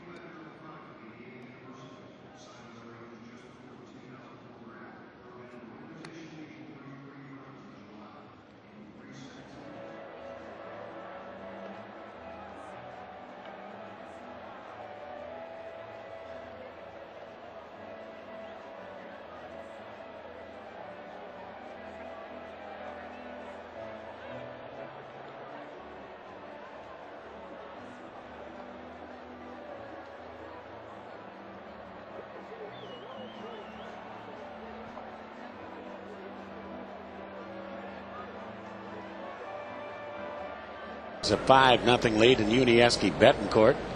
Starts it off here in the third inning. And the pitch by Jason Hamill misses inside, ball one. 1 ball and no strikes to count. Pretty nice crowd on this Friday night. 26,000 again. Hamill's pitch swung on and hit into left center field. And that baby is taken off, but it's run down by B.J. Upton out there in center field. B.J. Upton also a pretty good shortstop. Okay, the answer to our trivia question. Kind of an interesting answer, too. The question, can you name the country in which the first baseball league was established? And the answer is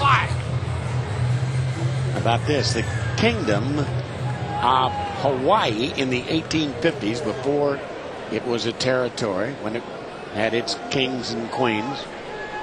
And here is Ichiro, sending a base hit right back up the middle. Alexander Cartwright was officially credited by the United States Congress in 1953 with inventing the modern game of baseball, not Abner Doubleday. He was a bookseller in Manhattan. He left New York to mine gold in California in the 49ers in 1849 and introduced baseball in almost every town where he stayed along the way. But the unsanitary conditions in California mining camps proved horrible by modern standards, eventually leading to a cholera epidemic. And to escape it, Cartwright settled in Hawaii and became a successful Honolulu businessman.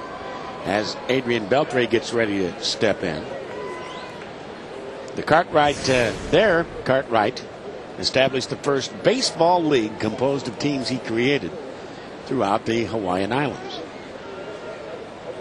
And that's fouled back and out of play. He was elected to the Baseball Hall of Fame in 1938. Alexander Cartwright. On this date in 1938, and I believe his grandson lives here in Seattle. I've had communication with him. Really? Yeah. Alexander Cartwright.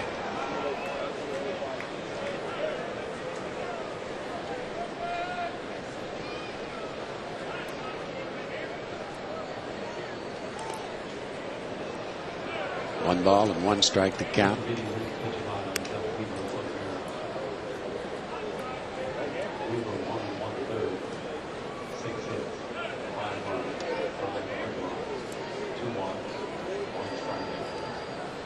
So where did Abner Doubleday come from? Abner Doubleday was a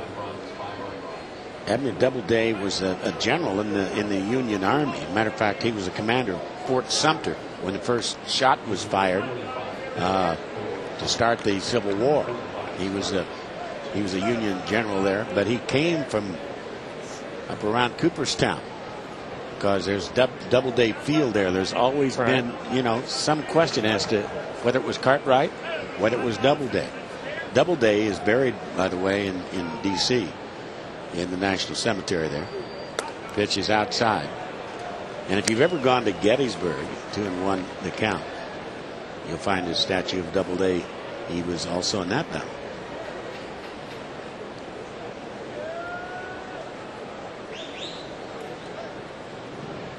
As I know, as a kid reading the books about baseball, Doubleday is the guy that they said he's the one that got the credit for baseball.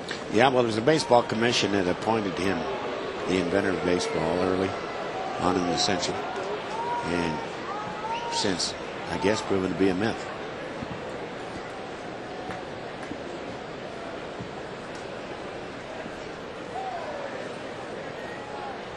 And the runner goes. The pitch is tapped to the first baseman. Right there to backpedal is Pena to take it to the bag. And believe it or not, Mr. Blowers, I have to do some research on it. I believe Abner Doubleday is credited with building the cable car system in San Francisco. So he traveled around quite a bit. He was a busy man, yeah.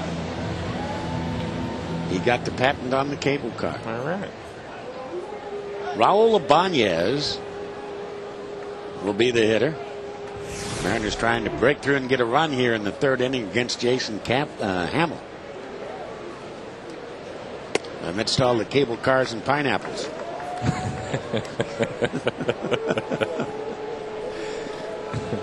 Down low, ball one.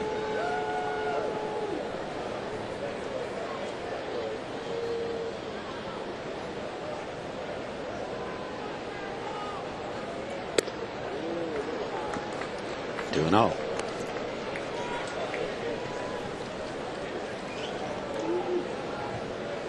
Hamel pitched Raul away the first time, and he ended up hitting a bullet in the left field for a base hit. Trying to come in a couple times on him now.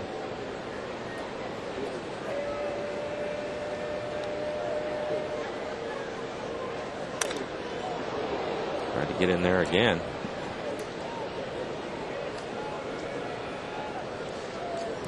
Mr. Hamill in 51 pitches has been most impressive. Already has 3 strikeouts in the game. Showed his ERA over his last couple of games, 2.45, so he's been throwing the ball well.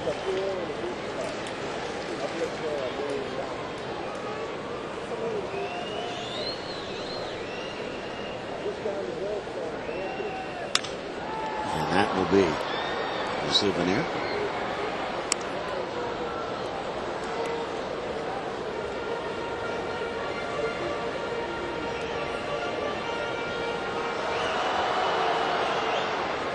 The Angels' magic number to clinch is 9, which means any combination of Angel wins or Mariner losses at total 9, and the Angels will be the Western Division champions. High fastball. So down he goes. Fourth strikeout for Jason Hamill. Young man, very, very impressive. 5-0 as we go to the 4th. Tampa Bay.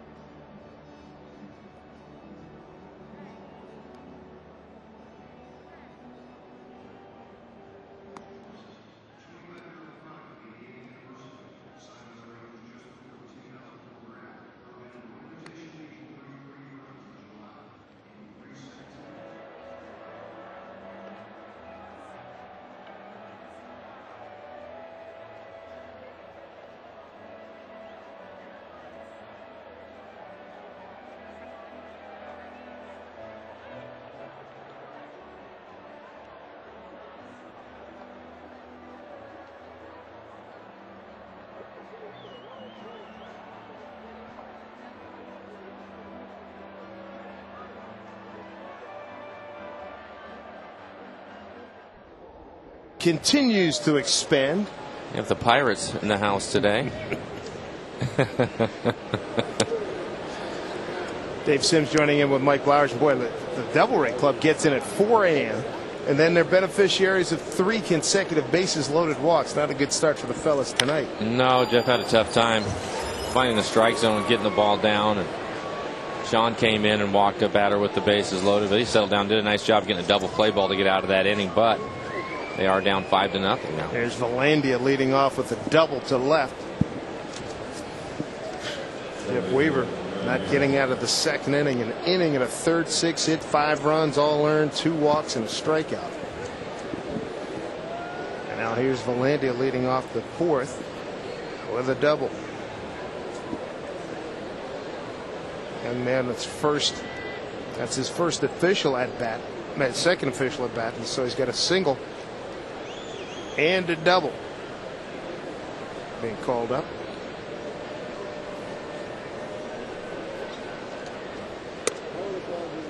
Top of the order, here's Brendan Harris, the second baseman, showing bunt. They're going to try to add on. It's early in the game. Got a 4-run second inning. 4 runs on 4 hits.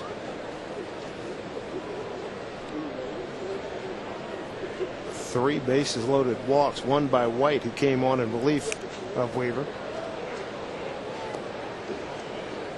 Harris kind of jabs at it. He wants to try to catch it, not help it. Almost kind of just punches at it a little bit.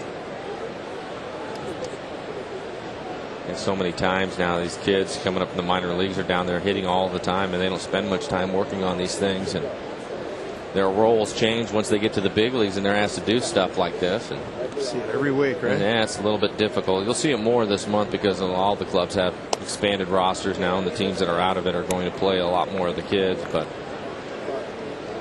that's one of the things that has definitely changed when you start rushing guys to the big leagues.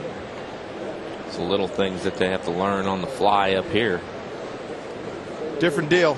Different deal in the bigs.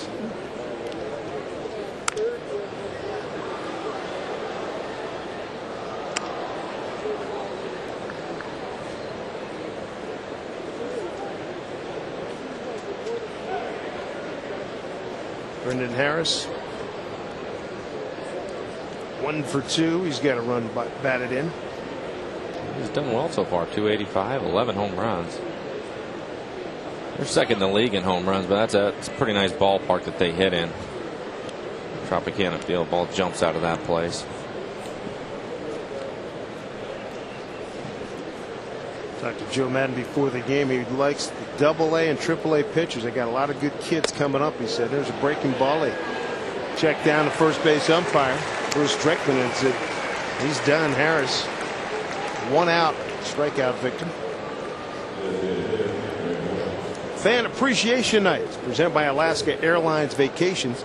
Set for Friday night, the 28th of September. We're going to say thanks to the best fans in baseball by giving away great prizes all night long, including a $1,000 gift certificate from Ben Bridge Jewelers, 5 nights in Oahu for 2. It's all thanks to Alaska Airlines Vacations and much more. Join in on the fun. Head to Mariners.com today.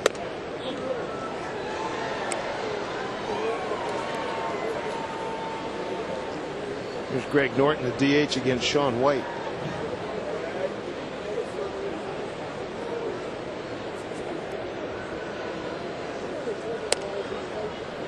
He's got to hear it every day. Hey, Norton. He's got to hear it every day. I mean, I even told Rick Riz, I said, Riz, come on, get it out of your system. Let's get it both at 1, 2, 3. Hey, Norton. Tribute to the late, great Jackie Gleason, Art Carney. The Honeymooners, one of the greatest shows ever.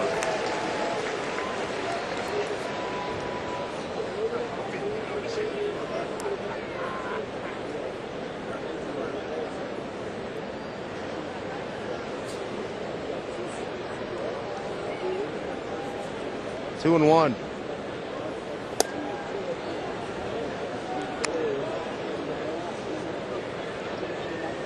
I know you were an infielder, but if you had to put your finger on what Weaver's problem was, is he trying to be too fine, or what was it? I don't think so tonight. I really don't. I think that, that inning started off innocently enough with a little fly ball into center field and no problem. Then it gives up a couple of base hits. But he's around the strike zone. He just all of a sudden he was missing all of the pitches in the same area. Everything was up and away. And I don't think he was trying to be too fine. I think he was just having a tough time. And even the base hits, some of the hits that they were getting were on pitches that were up when he finally centered the plate. But I don't think that was the reason at all. I think he just all of a sudden just lost it and couldn't get the ball down. And when we've seen him at his best and when he's been effective is when the pitches are down and he gets that good movement on his fastball and is able to throw a slider. And I thought he had a pretty good breaking ball early in the game. Had some guys chasing it, but then he just lost it and couldn't find the strike zone, and it was pretty apparent. And lost some confidence, too. Well, he's a veteran guy. I think that he was getting frustrated. There's no question. There was a pitch in there that I think he thought he was going to get for a strike that he didn't, and I think that frustrated him. 0-1 to Pena, who's a dangerous hitter. Double down the right field line his first time up. What the year he's put together out of nowhere.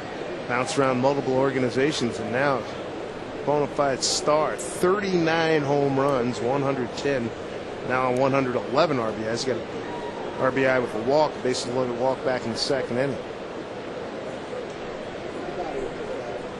Powerfully built, got a nice looking swing.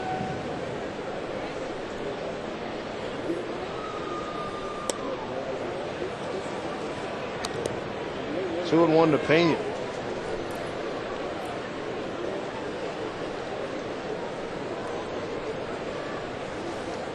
Prior to losing that heartbreaker last night to the Red Sox, this ball club had won 5 consecutive series. White way behind now, 3-1. They had beaten Oakland, Baltimore, New York, Baltimore, and Toronto. Well, they've improved a lot in their offensive categories. They're up to 8th now in the league in hitting. They're 2nd in home runs, 3rd in stolen bases. I mean, they're 6th in walks. He's got a good look at the on deck hitter, B.J. Upton, had a great year.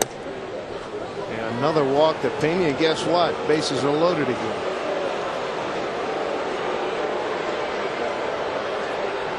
So White gives up a leadoff double, gets a strikeout, and now back-to-back walks.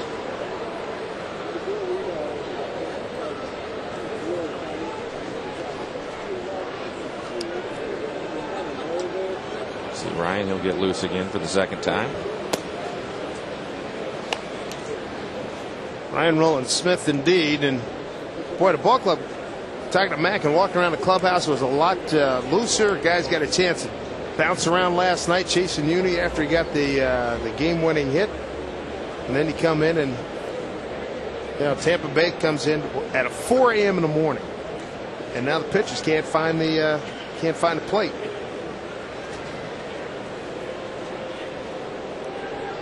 Tough out here. B.J. Upton, RBI single, stolen base in the 1st, bases loaded, walk RBI in the 2nd. He's got 24 homers, 80 RBIs.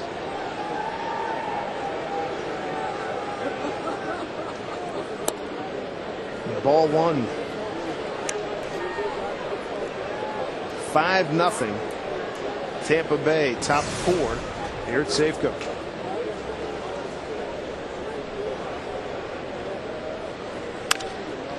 Hit the Bloomquist. They'll go to Uni for 1. Back to Ben for 2. Needed it. Inning over.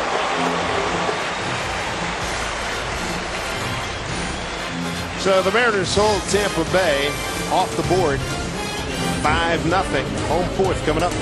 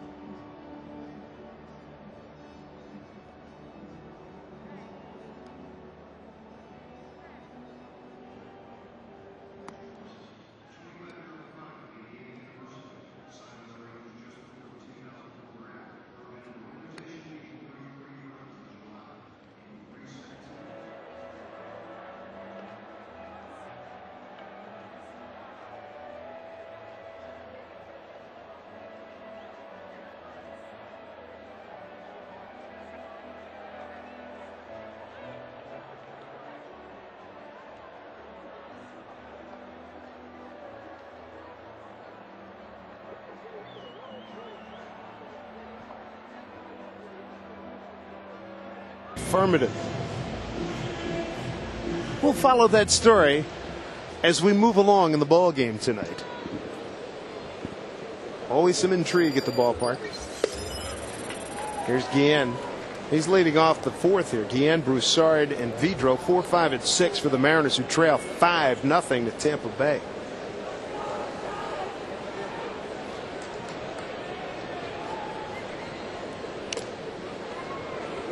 Oh, 0-2 to Guillen. You could hear a lot of the family and friends and supporters of Jason Hamill.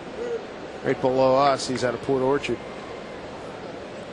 South Kitsap High School, same school that produced Willie Bloomquist. He's got 4 strikeouts in the evening already. He's throwing the ball well. Nice two-seamer. Throwing a couple of good change-ups.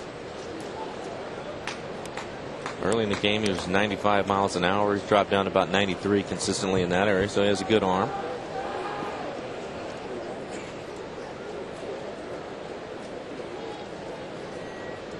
Well, he's been known to be a strikeout pitcher. Here's the 1-2. And he is gone. Mr. Guillen. Can't believe it. He questions crew chief Tom Hallion. That's the 5th strikeout. And hence his question. Thank you, Joe's Tracer. 5th strikeout, 2nd in a row for young Mr. Hamill. Here's Ben Broussard. Second time around for the fellas against a guy they've never faced. Just give him a good look now. They got a feel for what he has, what he's bringing to the table here. Well, what you'd like to see him do is put a little pressure on him now. Get him in the stretch if you can. But they should definitely have a better idea every time that they see him.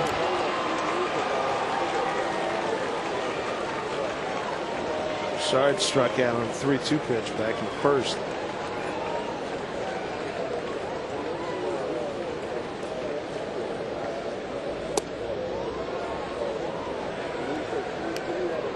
Certainly a lot of excitement last night. A back and forth contest. 40th come from behind victory by the Mariners.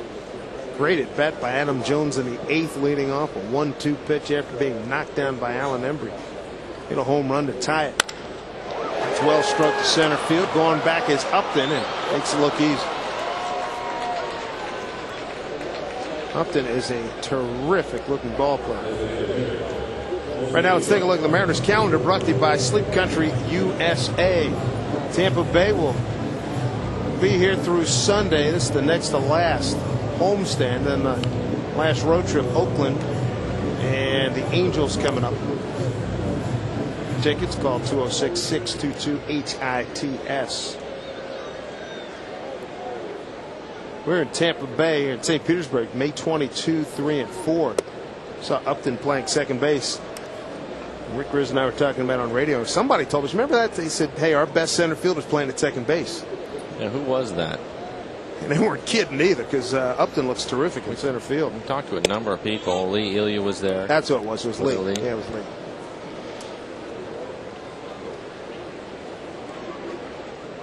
Here's Vidro. Hit one well.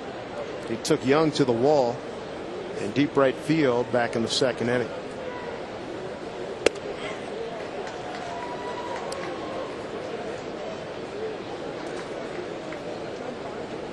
Yeah, it's amazing that the crazy fortunes that you have in baseball. The same launch date, August 25. Mariners go 3 and 15 cents. The D-Rays going 12 and 6. Goodness gracious, including 10 and 5 against the American League East. Baltimore won today. The day started with Tampa Bay in last place, but just a game behind Baltimore. And here's a fly ball left field, easy play for Gomes. So young Mr. Hamill really getting it done here back in his native Northwest, pitching a 3-hit shutout here at Safeco.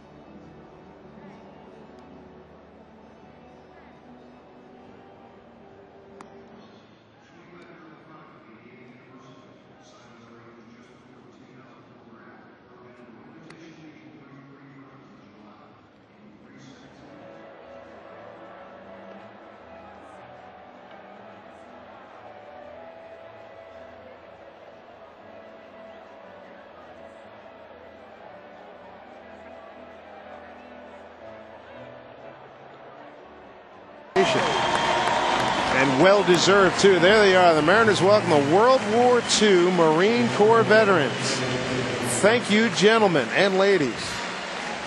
Hey, fans, tomorrow night, a reminder that for all kids in attendance, they're going to receive a Mariner Moose backpack thanks to Pepsi and QFC. Felix takes the hill against James Shields. And the Devil Rays right here at 7:05. So bring the family to Safeco Field. Enjoy a night at the ballpark and send your kids back to school in style with a Mariner Moose backpack. Visit Mariners.com tonight for tickets and more info.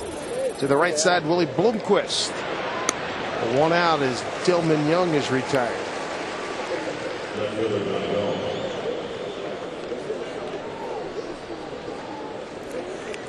Sean White came on in the second inning after Jeff Weaver had all kinds of problems. Sean, his first batter he faced was B.J. Upton, bases loaded. He walked him, forced in a run, then got a double play. Since then, he's given up just one hit. Here's Johnny Gomes.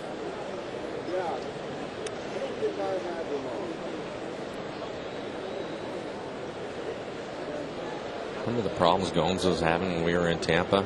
He couldn't put a ball in play. It was unreal, wasn't it? Yeah, he's swinging much better now. He's 15 home runs on the year. Has his average up to 243. But he was really struggling.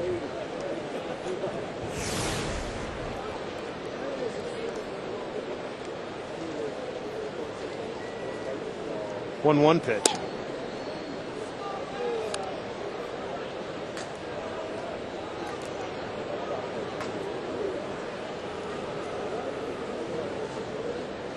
Two and one.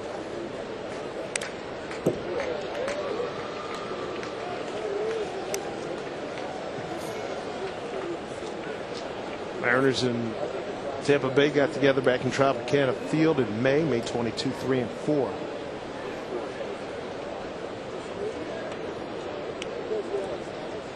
Two and two. He went. And he's tagged out by Kenji. 2 down.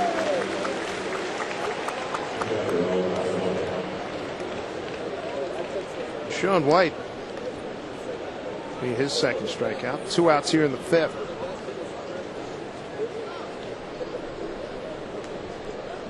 It's a pretty good two-seamer going tonight. Almost running nice for him. Catcher Raul Casanova. 1 for 2, runs scored.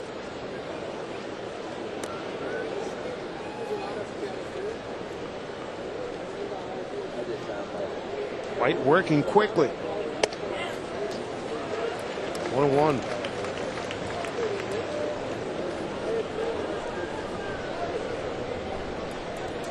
Six homers, 10 RBIs for Casanova. Hit up the middle. Uni throws him out. So 1-2-3 5th. Mariner offense. Maybe somebody will wrinkle their nose and it'll show up next.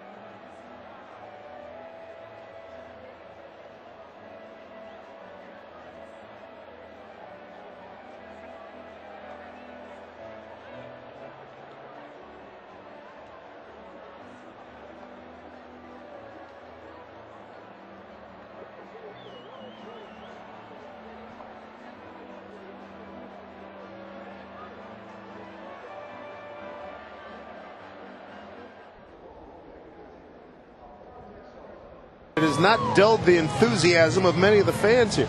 I like the old school Mariners M on the baseball over there. On the right. And what's not to like about otters, huh? Wasn't it the name of one of the characters in Animal House, right? Bring Remember us that? some rally fries. Remember in Animal House, there was the Rush chairman. Wasn't his name Otter? Otter. Tim Matheson's role, I believe. 5-0. So we go to the bottom of the 5th inning. There's Kenji Jojima leading off. Popped up. It's going to get out of play right in front of us. Matter of fact, it's going to be down near some of Hamill's fans, family, and friends.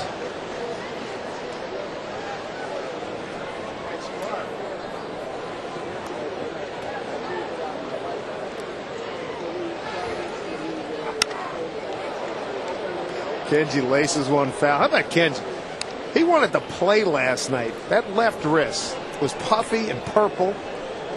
And Clarence said, "Get out of here." He went into the lobby to get in the game. I asked John about him today. He said, "Come on, man. He's as tough a guy as you want to see." That's hit very well. Deep left field. And it's gone. A home run for Kenji Jojima. I think that's a double. It went in between the scoreboard and the fence. See Carlos Garcia laughing about it. It has to go over the yellow line. And there's that gap right there. Typically it'll go in there and bounce back, but that's a double. Take a look at it. It's just a line drive he hits. They go right in between them.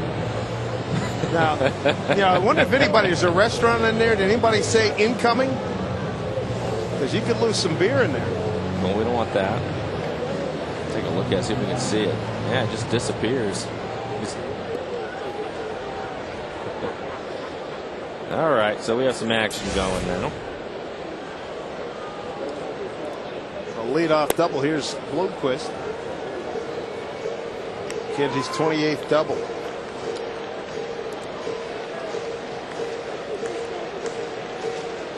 The Mariners 40 come from behind wins, second only to Texas 41.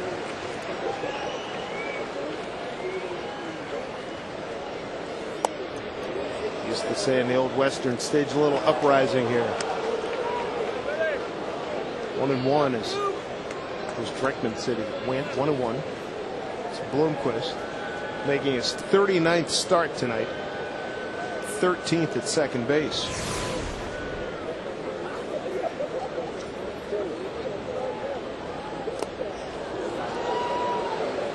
Chasing 1-2.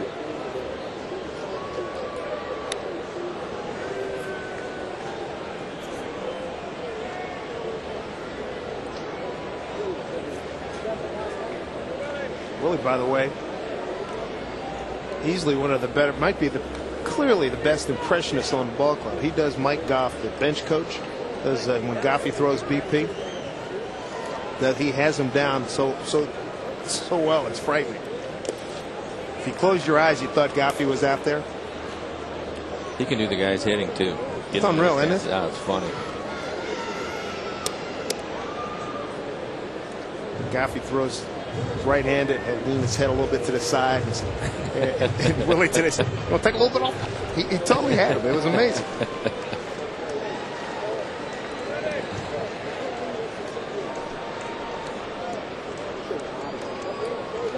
Two and two. Up the middle. Shortstop Valandia gets him. Oh, nice play by Valandia. His feet actually come out from underneath him. He slipped and ended up throwing it on a hop over to first base. Willie gets the job done by moving the runner over, but the pitcher tries to barehand it. Not a good idea. Watch Valandia's feet go out from under him when he throws this, and he still gets it over to first base, and it's accurate. Well, he took the crow hop and everything went south of him. Yeah. Look, his back foot just gave out from under him. There you go. Perfect one hopper. Barely gets Willie. Here's Betancourt for the second time against Hamill. Here we are in fifth, just this second at bat. He didn't get his first at bat, so he led off the third.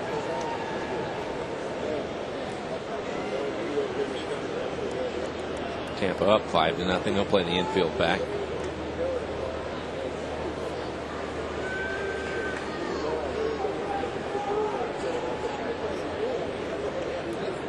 Mariners have done well in matchups against Tampa Bay, winning 7 of the last 8 meetings, up high to Uni. Take a look at the Dodge pitch count for Jason Hamill. He's at 76. 1 out here in the 5th.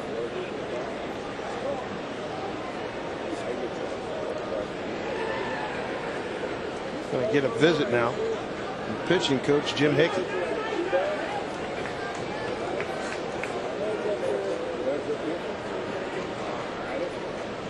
Hamill excited about being back home.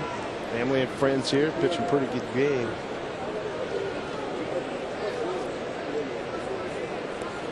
Four hits. Got a shutout going. You can certainly see why Tampa Bay likes him. Has a nice arm.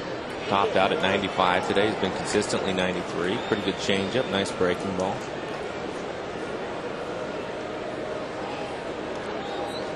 Franchise AAA record in Durham with 13 Ks in a 7-inning start against Toledo.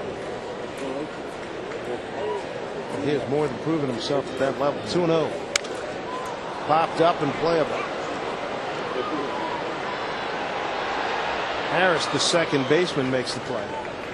Gets it back in quickly, 2 down. Sunday, September 30th. Very special day right here at the ballpark just for kids. Divers and Kid Valley Kids Appreciation Day. There's going to be plenty going on for the entire family. Kids 14 and under. They're going to be eligible to win prizes, including a pizza party with a Mariner Moose, a Nintendo DS, and much more. Tickets at themariners.com tonight. Partner, you believe the season has come and gone already? I mean, today's the 13th already. Unreal. It's gone quickly. Jojima's at third. Here's Ichiro.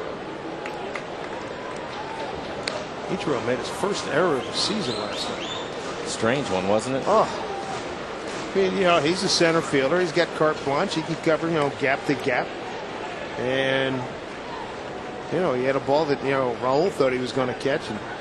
And he thought he was going to give one to Raul. And next thing you know, well, he was calling it the whole way, and it looked like he had it, no problem. And I just think out of the corner of his eye, he saw Raul. No question. And just missed it. Come on, home run.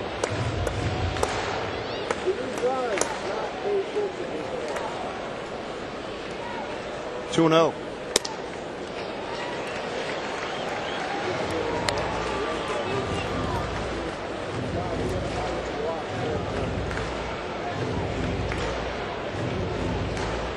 Ichiro 1 for 2, struck out in the first. Base it up the middle in the third.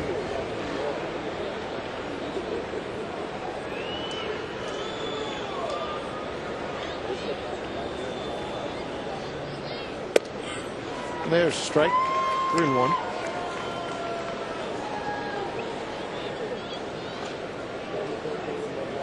Ichiro 1 base hit last night. 1 for 5. He got an RBI. His 60th.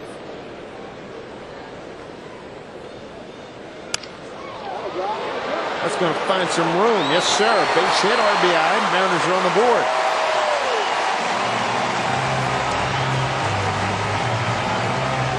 Punch shot by Ichiro. Plates Jojima. Mariners at the first run of the evening. RBI number 61 for Ichiro.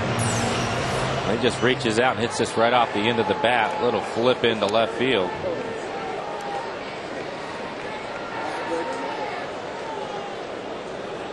You can throw that lob out there with the best of them. Unreal. Still blows my mind. He says he's never played tennis. That's so difficult for me to believe. Tell you what, if he ever takes it up, I don't know if you may want to play doubles, because if you're a baseliner, he'll dink you to death with that shot.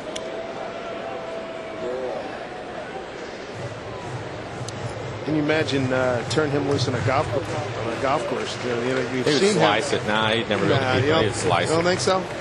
Teach him a little short game, huh?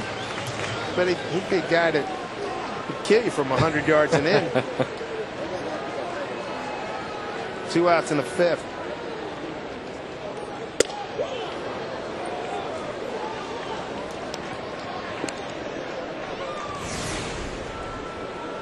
Beltre 0 for 2 tonight.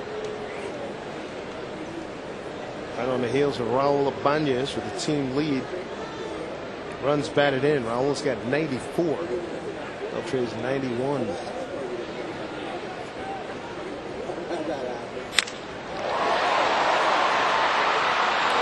Slicing drive caught by Delman Young, who got a terrific jump on it. That will do it for the Mariners. They do get a run, shutout gone, but they still trail 5-1.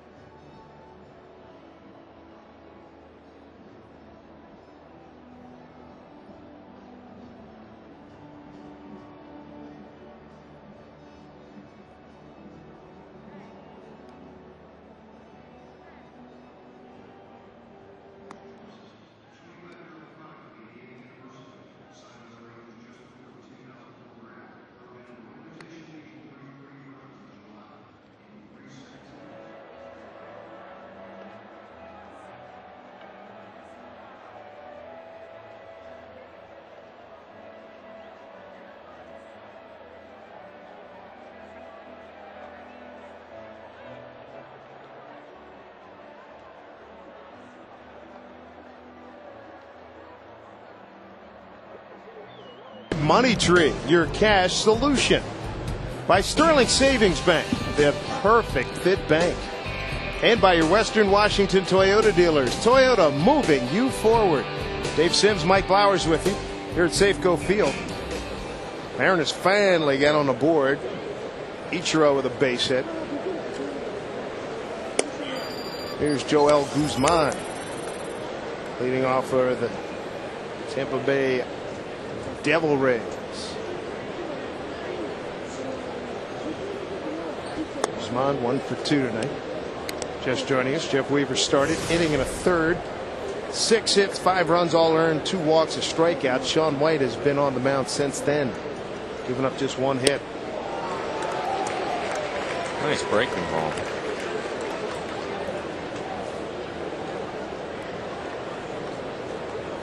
His location is good, right on the outside corner.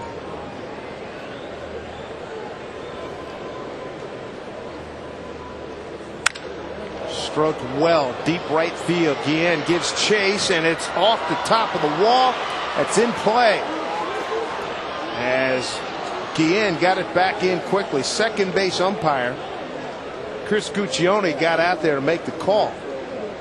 And Joe Madden, he's going to plead the case that he thinks that should be a 4-bagger. I think it hit off the top of the fence.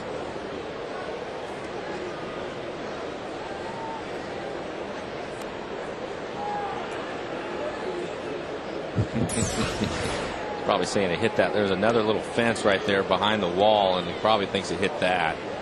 Clearly on the yellow. Yeah, right on top of the fence. Good piece of hitting. Guzman on a 1-2 pitch to drive it the other way. You can see it on the yellow line.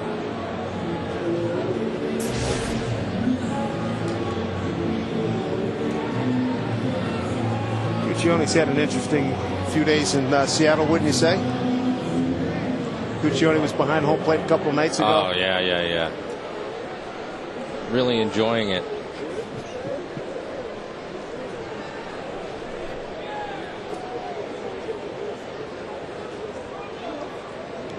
Leadoff double.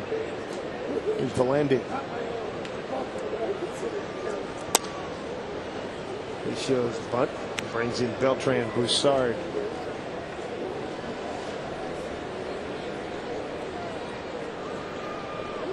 Landy with a good night going so far. A couple of hits, a double.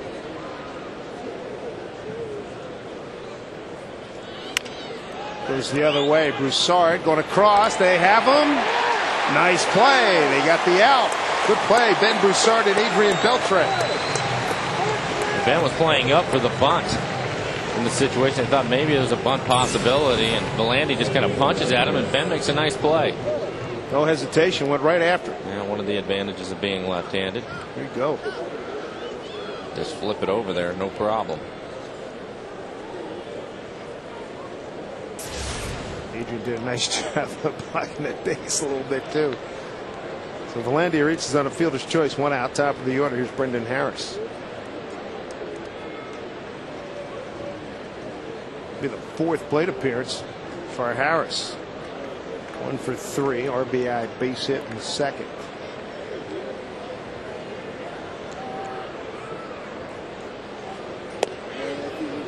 It's breaking ball by Sean White.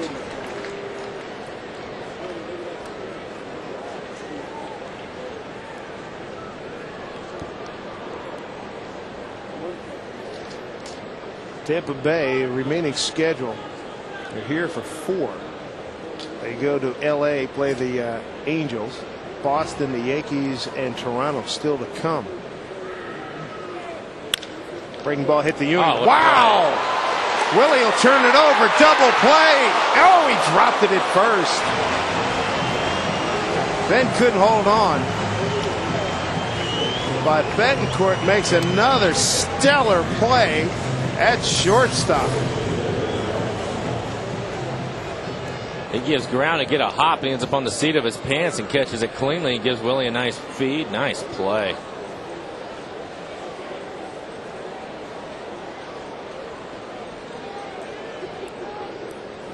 That was a dandy. 2 down.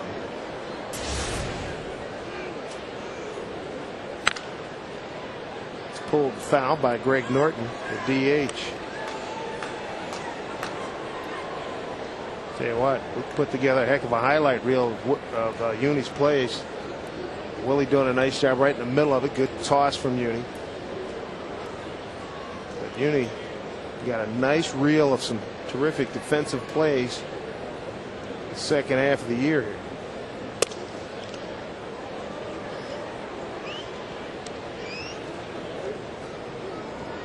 Good year for Betancourt.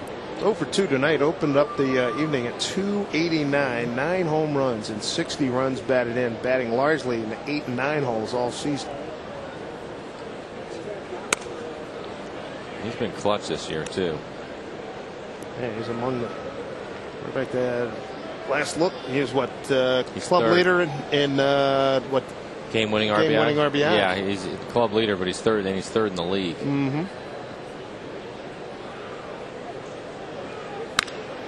Look out. That's a bullet. Hang change up. Hopefully everybody's okay.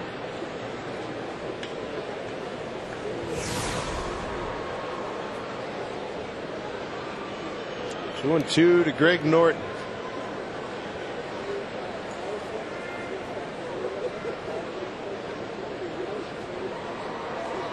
Couple of really nice defensive plays here in the 6th. Mariners will have Ibanez, Guillen, and Broussard hitting. Here's a drive deep right field. Guillen on the tracks, and will watch that one leave the yard. 2-run homer. Greg Norton, his 4th. Gives him 3 RBIs on the night, 20 for the season. And Tampa Bay has tacked on a couple more. It's 7-1 Devil Rays.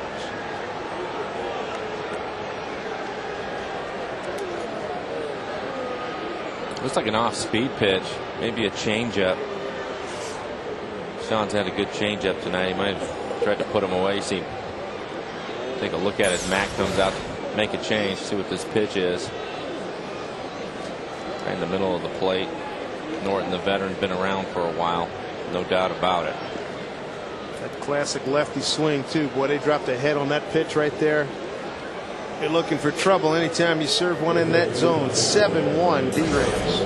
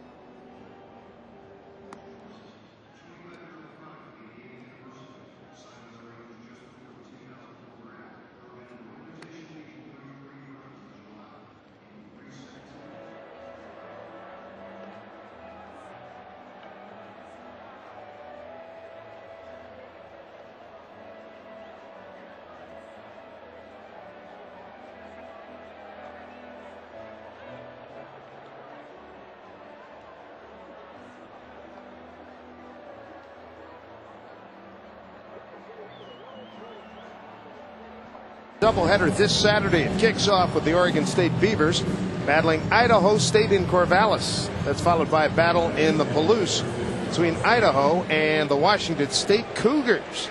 Coverage starts with the College Football Northwest pregame show at 3 p.m. right here on FSN. Third pitcher of the night. The Mariners, Ryan Rowland-Smith.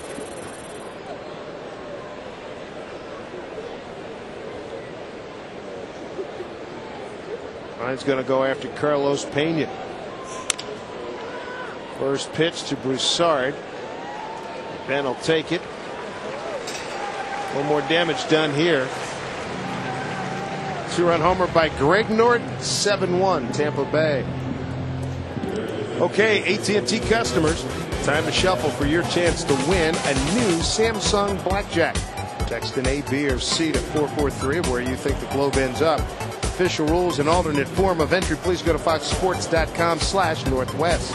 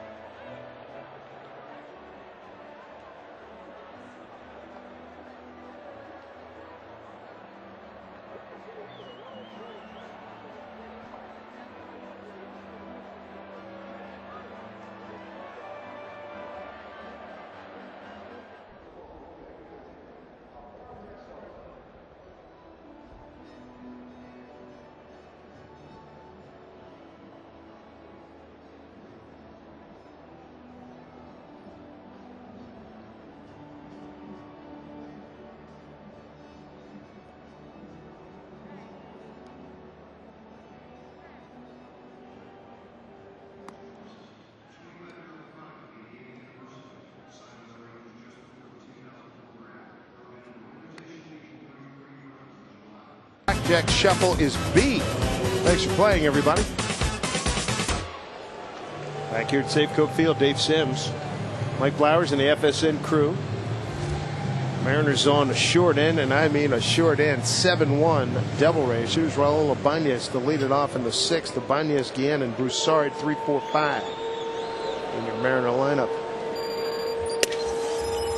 Let's talk more about this Hamill kid. He comes home. He's got runs. The offense has picked him up big time, and he's thrown a nice game, giving up a run on 5 hits. Well, it was one of the things you had to think about coming into the game. Was he going to be nervous because he's back home? And I'm sure he has family. We certainly know he has friends here. We can hear him down in the stands. Yeah, exactly. But really, if he was able to settle down early in the ball game, you shouldn't be too surprised because his last 2 outings have been good ones. That ate up home plate umpire Tom Hallion. Hit him right on the underside of the mask. Tommy shaking that one off. But he throws the ball well. Nice two-seamer. Take a look at Raul's swing. Goes straight back, and how do you do?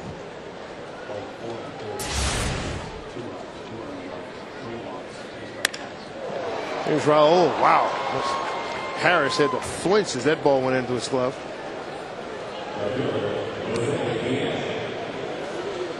Out here in the sixth.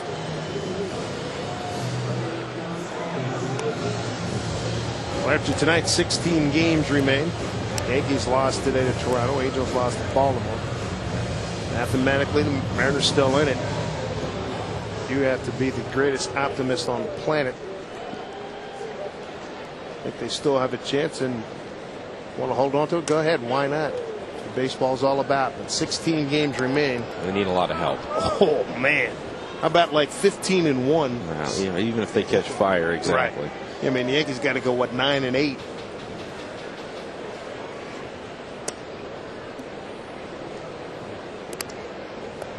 It's interesting, when you look back at this stretch. I mean, since August 25, Mariners have gone 3-15. I mean, I think the one that I'll remember during the offseason. Game 2, Lackey pitched a beautiful game. That's going to happen. He's a heck of a pitcher. But right. Game 2, 5 runs on the board, first inning, and can't hold it. So now they come back and what, 10-5, 10-6 win. And that took all the wind out. And then they take the tack on the third one, get the sweep. And then it was time for that lovely road trip. Well, that's the one that I was looking at, back in May, early June, taking a look at the schedule. And I remember you said, hey, give me 5-5. Where do I sign on the line? I remember you saying that on multiple occasions. And yeah. I just knew it was going to be tough because they missed so many of those off days, and I just felt like, as well as they're playing and as good as it's going right now, that is going to be a tough stretch. And it wasn't just that trip, but it was the trip before that, because we came home just for 3 days. We're home for 2.5 days. 2.5, exactly. So look at it, basically they were out on the road for 3 weeks. Yep. And without any off days, I just felt like that was going to be a tough stretch, and it turned out to be that way. The end goes down. Included in that stretch you were just mentioning, as Hamill records his 6th strikeout. What was it? Won the first 2 games. The last trip to Texas, won the first 2 games. Ramirez pitching a heck of a game. Beltre had a tough play, didn't get the guy at first on a little slow roller. Kinsler next pitch hits a 3-run homer to tie the game. Right. And they end up losing it. Right. And then lost the next day on that Sunday night game.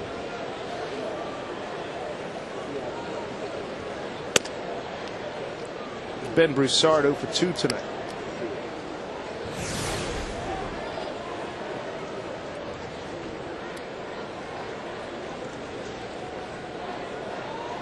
Sitting in with Dave Niehaus as he interviewed Mac on the radio pregame show. Mac's portion of the show. As Harris throws him out, we'll continue that. I should have never started with 2 outs and no better than that. I apologize. 7-1. D-Rays rolling behind young Jason Hamill.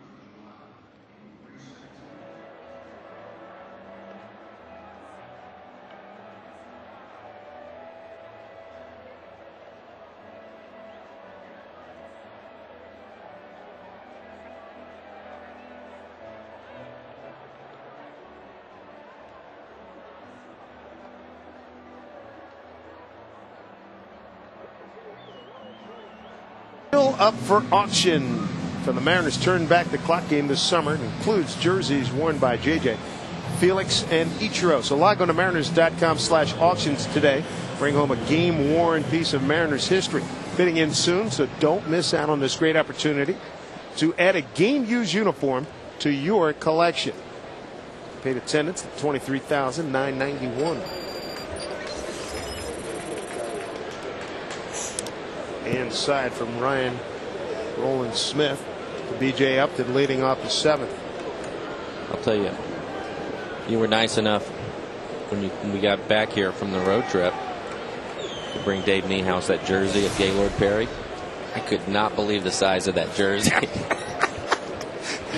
Well, made me think of that right there, just seeing the 77 thing, and I just started thinking about, man, that's a big jersey. Yeah, well, I'm not a small person. I think I could have put 2 of me in there. There's no question. I have to speak to my man back on the East Coast. I won't give him a commercial right now, but I don't know. I know I haven't seen him in a while, but my God, I haven't gotten that big.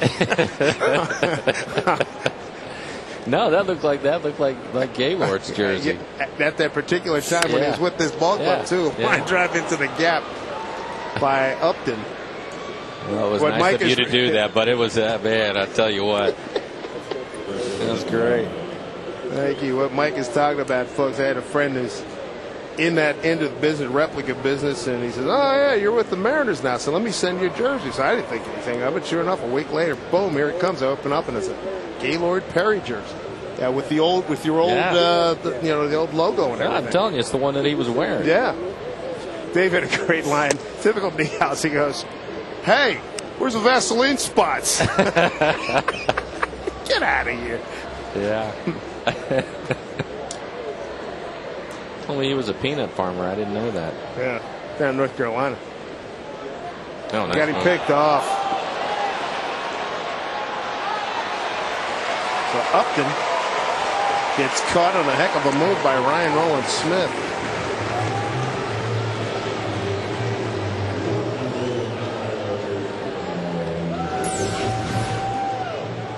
Take a look at it. He wasn't even going either. He was just taking a secondary. Fooled him completely.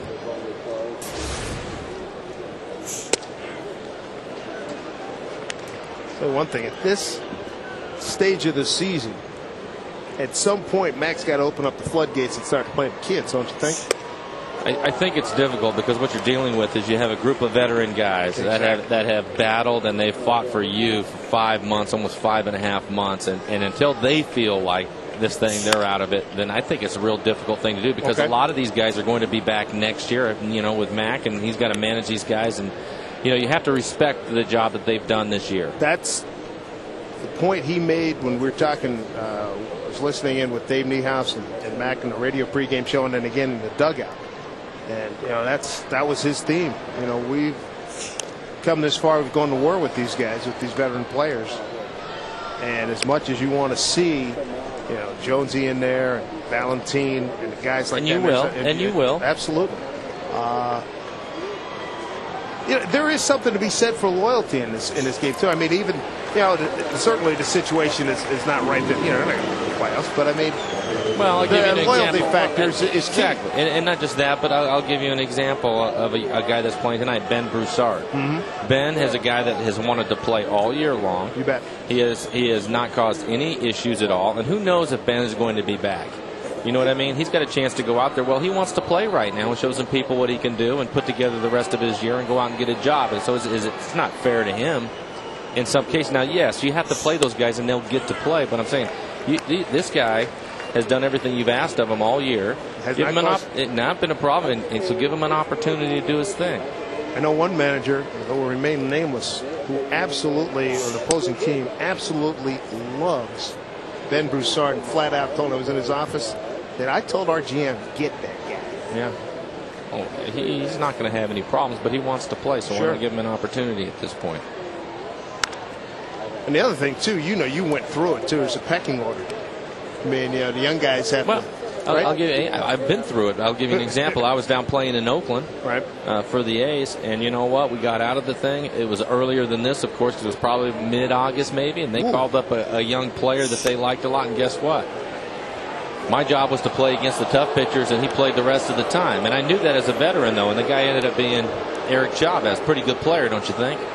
Well, yeah, exactly. But he had to wait. They had to wait till that thing was done for the rest of the guys on that club. And once he came up, I understood what the deal was. They had to find out what they had. Well, what they had was a pretty good one. Hey, 6-time Gold Glover. Yeah, but, that's just, it happens. And these guys are going to get a chance to play. Nice changeup. Sure was. Ryan Rowland-Smith gives up a base hit, catches Upton stealing, and then strikes out the next two. Not bad.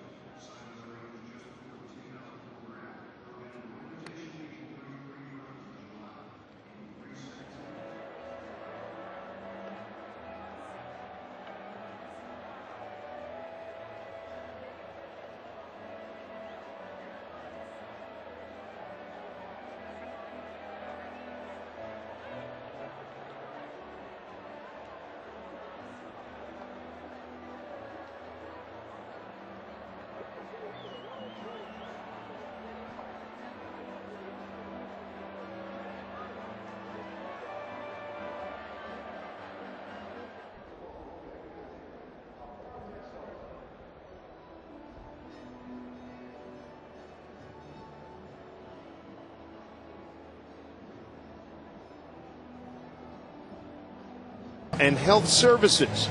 Remind you that youth gambling is not a game. Learn the signs, the risks, and what you can do at notagame.org and do it today. Safeco Field, beautiful night for baseball. Score not real pretty right now. It's Tampa Bay in the first of 4 has a 7-1 lead. We go to the bottom of the 7th inning. It'll be Vidro, Jojima, and Bloomquist 6, 7, and 8. And they'll be facing a new pitcher, Grant Balfour, in his 18th game.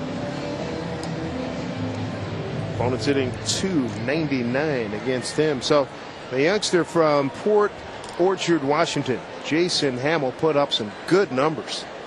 1 run, 5 hits through 6 in his homecoming.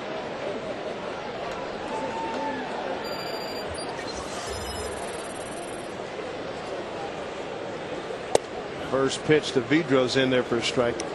Young Mr. Hamill struck out 6. Didn't walk anybody. He pitched well, no question about it.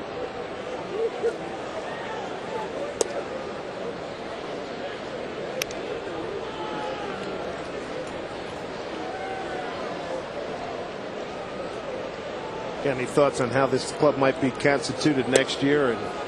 And obviously, all kinds of moves will be made. Well, it's difficult. I mean, Kenji's going to be back, but who's going to back up? Are they going to bring Jamie back, or are they going to give somebody else a shot to do that? I don't know. We've heard different things about Gian, and he's had a fantastic year this year. He's been great, but he is a free agent at the end of the year, I believe. So there you go. Ben, we've talked about. I mean, there's some decisions that are going to have to be made.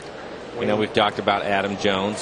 He has nothing left to prove in AAA. Where is he going to play here, and how do you make that room for him? I don't know. It'll be an interesting offseason, that's for sure. No question about it. I think you're going to see some changes in the rotation. There's Adam. Big-time home run last night in the 8th inning. That was impressive, too. Alan Embry stood him up with a good heater under his chin as we take a look at our U.S. Marine Corps leaders of the game. Jones, the first Seattle rookie with a pinch hit homer since Greg Dobbs back in '04. Others to do it: Joe Simpson, Reggie Walton, Dave Hengel, Bruce Fields, Ken Griffey Jr., Bill Hasselman, and Greg Perkle.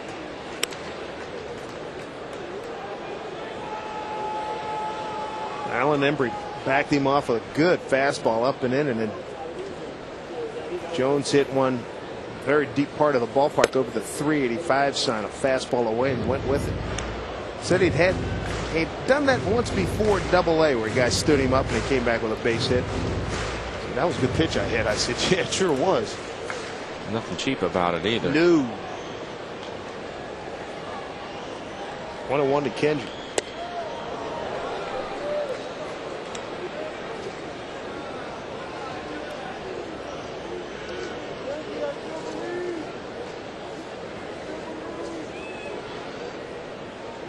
Kenji got a ground rule double his last time up, came around to score on an Ichiro base hit.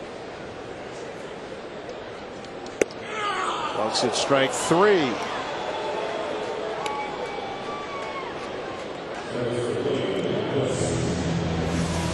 Here's the line on Jason Hamill. 6 innings, a 5-hit, 1-run ball, no walks, 6 strikeouts in 97 pitches.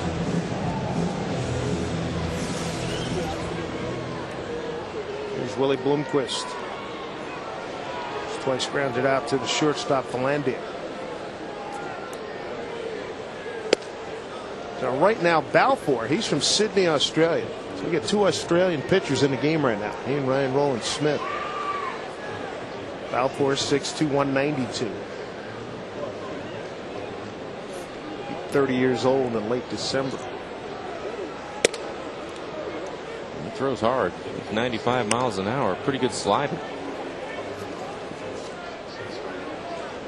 Been around, started his pro career back in '97, Minnesota in '01, '03, '04, and with the Reds organization last year. That gets away, the runner's going to advance.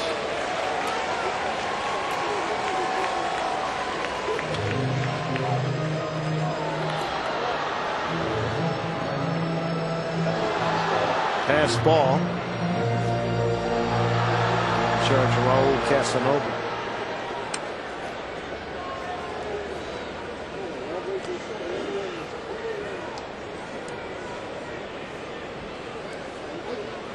certainly doesn't happen often. A couple of Australians in the game against each other, going head to head. Ryan Roland Smith for the Mariners and Greg Balfour. As Willie shoots one foul down the right side.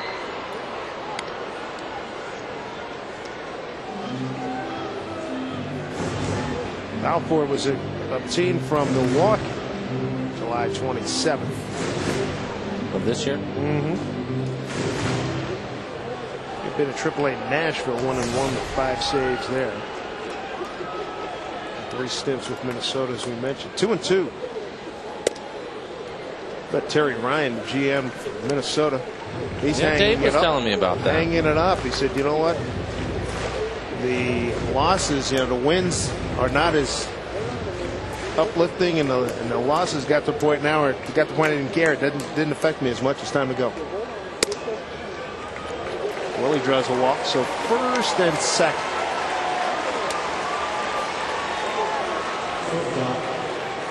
One out here in the 7th. Here comes Betancourt. Tampa's bullpen has been an issue for him. ERA over 6.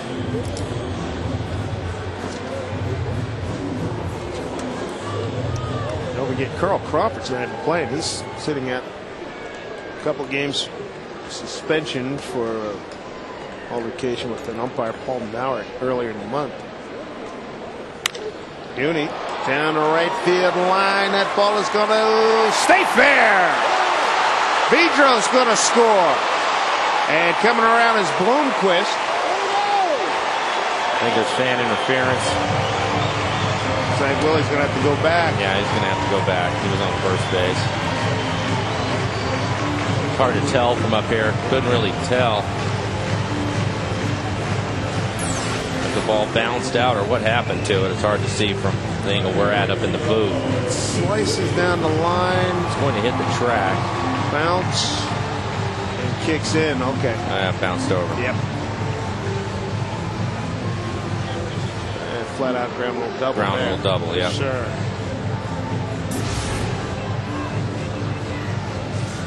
So they're going to make a pitching change. Mariners get another run. It's 7-2. One out here in the 7th. We'll be right back.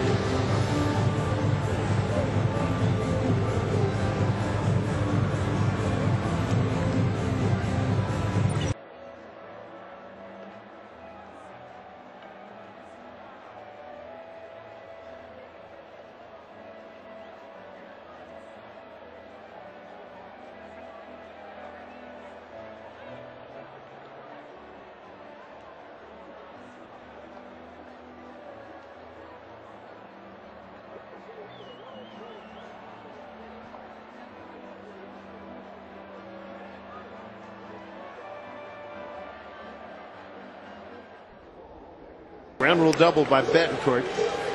Drives in Vidro, Uni's 61st RBI. It's his 36th double. Beltre leads the club at 38.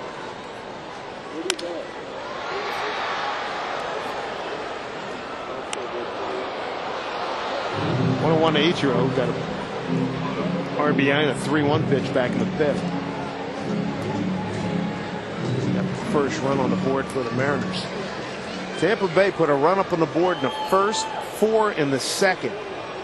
Aided and abetted by back-to-back-to-back bases loaded walks. If Ichiro puts it in play, they're going to concede the run. Willie will score easily. Infield playing back.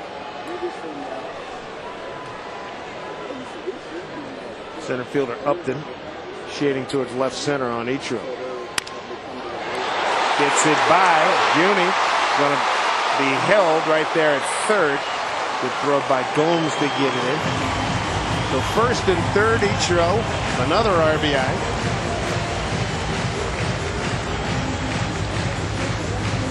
Bloomquist scores. The 7-3 ball game. That pitch up out over the plate. It hits it in the hole, probably just off the plate. This time there will be a pitching change as Joe Madden comes out. Scott Doman coming in. 7-3, 1 out in the 7th, a couple on for the Mariners.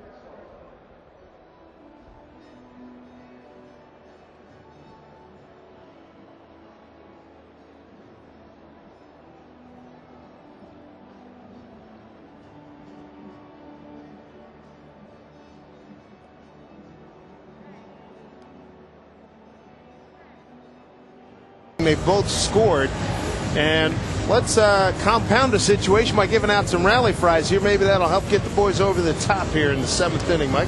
Well, we have a start of a rally, and there is Allie bringing the fries out.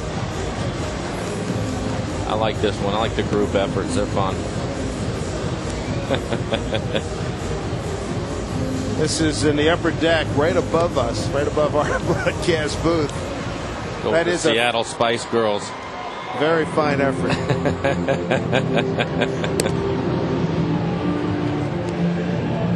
Way to go, ladies.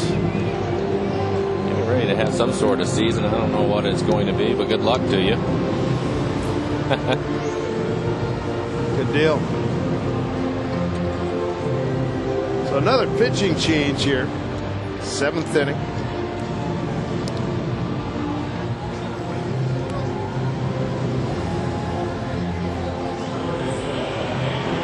Scott Doman is the new pitcher. Pitched a couple of nights ago in Boston, inning a third, 3 hits, 3 runs, walked 2. Mike pointed out their bullpen has been shaky. He was recalled late July from AAA Durham. It's been the walks. He has 25 innings pitched, and he's 14 walks.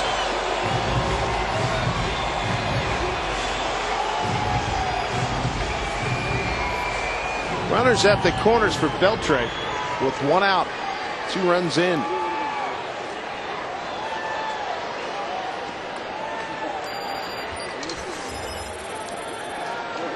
First pitch.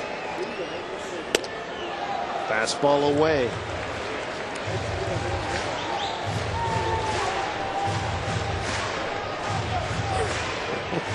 They're trying to get the mojo going again. Beltre bobblehead.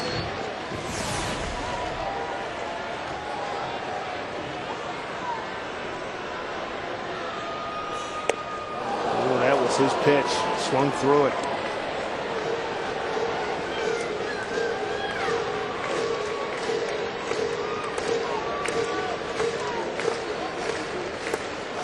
Second pitch in that zone.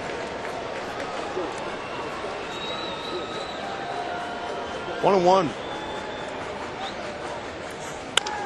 Ring ball hit to the shortstop, Valendia to Harris, over to first base, Pena, double play, inning over. Mariners do get a couple. It's 7-3, so we head to the 8th.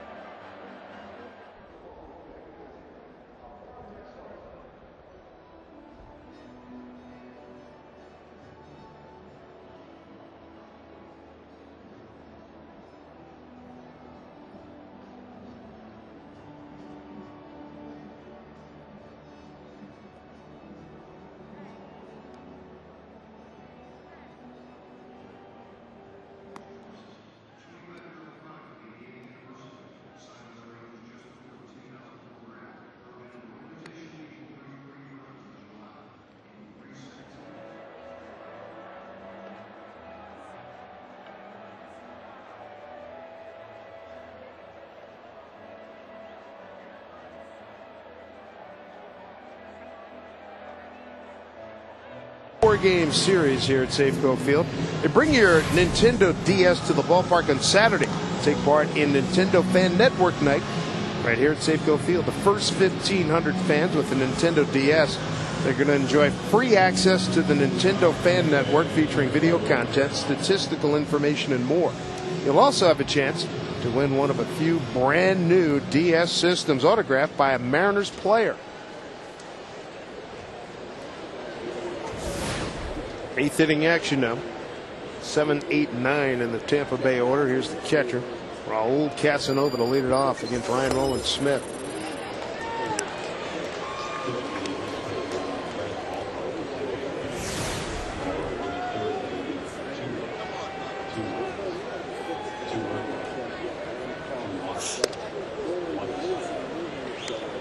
And the line on Balfour, the second pitcher, 1/3 of an inning, 2 hits, 2 runs, 2 earned runs, 2 walks, and a strikeout. 1-1 to Casanova. Nice scoop down the third base line.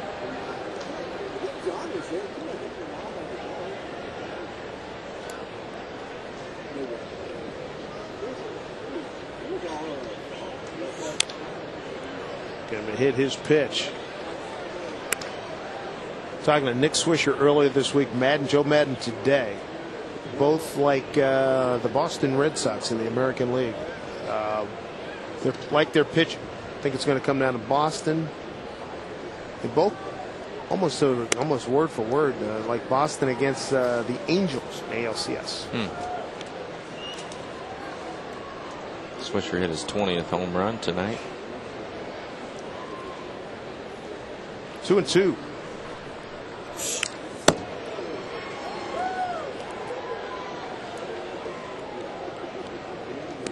Be interesting to follow the winter ball results. This young man, Ryan Roland Smith, Brandon Morrow, try to stretch him out, try to build them into some potential starters for next season. Some of the younger position players, I'm sure, will play some more baseball this winter. Continue to try to improve and work their way to where they're regulars here at the major league level. 2-2. Struck him out.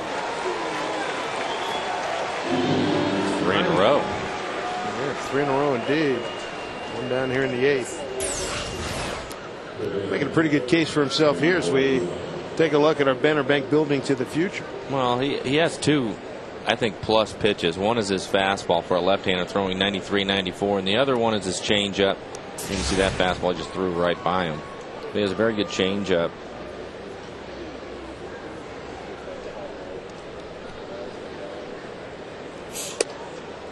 One of the things, it's interesting, here's Ryan Roland Smith, a left-handed relief pitcher. Joe Madden said that, and we were talking about a bunch of things in his office, and he said that he was talking about the dearth of pitching around baseball, and I said, well, it's like in football. They don't make quarterbacks and pitchers the way they used to, and he said, yeah, they don't make left-handed relievers like we could use those, more catchers and more DHs. And he says, those are positions you need to have some success. He said, in terms of left-handed relievers, if you got a good one, you can start neutralizing some people. Particularly, a lot of these ball clubs that have great left-handed power. Mm-hmm. Well, and he said that those are difficult commodities to find. Because we were talking about Embry last night. Allen, 37 years old, and talking about a lot of the guys over the last 10, 15 years whose mind goes down. Lefty relievers who played till 40 plus. Tony Fossis, Jesse Orozco, people like that. Well, there's his 4th strikeout in a row. It's impressive. Well, that's something that the Mariners certainly have. They're fortunate there. Their left-handed relievers have done a nice job this year with Sherrill and O'Flaherty and Ryan. Anybody else? I can't think of anybody else that we've seen that has 3 young guys you can bring out of the pen. No, I can't think of it either. Yeah. We were talking earlier about going into spring training next year. That's a position they're going to be in pretty good shape going into camp, is in the bullpen. These guys will be a year older. Yeah, they'll be a year older, and they've done a nice job. It's certainly going to, I think, help them, no question. And the experience gained You know, particularly in this last month. I mean, they saw the plus side going to 20 games over 500, and now they've seen the other side of the coin here too. You know, coming down the stretch. A lot of things they can put in their hip pocket. Boy, Ryan Rowland-Smith is dealing strikes out the side. It's 5 in a row. Well done. Home eighth we go. 7-3 Tampa Bay.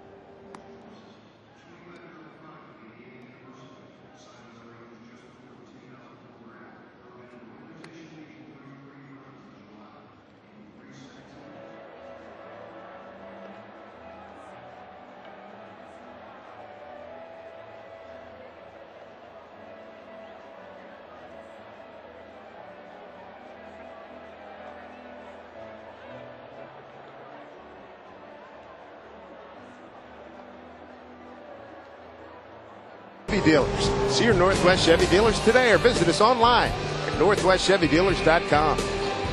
By Southwest Airlines, with more flights to more places than ever before, visit southwest.com.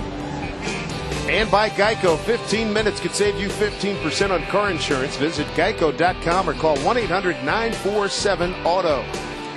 Raul Ibanez to lead off in the eighth.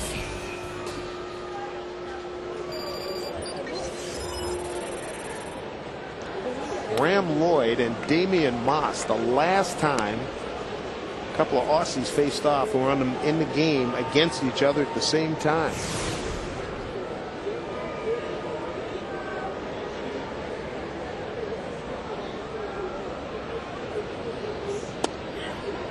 I would guess that would have been when Graham Lloyd was with New York and Moss was with Baltimore. Okay. That's my guess.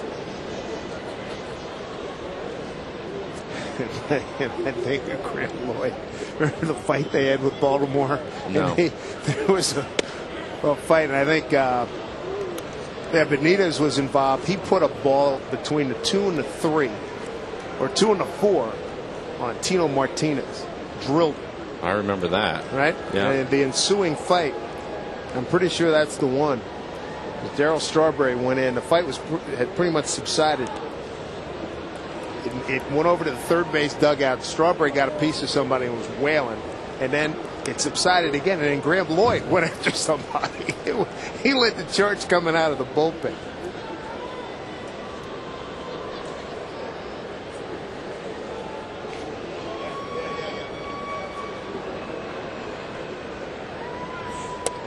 Armando Benitez, that was not the first time he had hit Tino Martinez. He had drilled him when he was here with the Mariners. Tino, that is.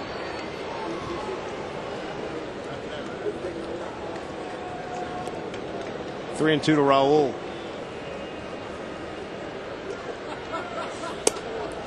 Leadoff walk.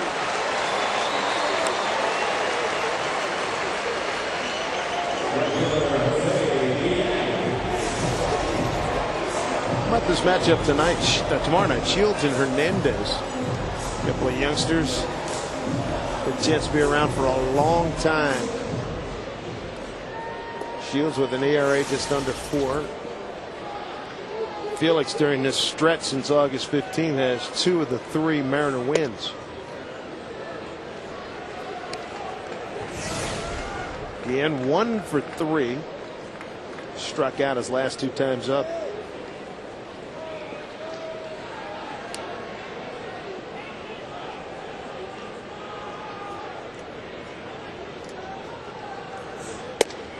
Good looking breaking ball from Doman. Scott Doman, the third pitcher tonight for Tampa Bay. Dan Wheeler, the veteran.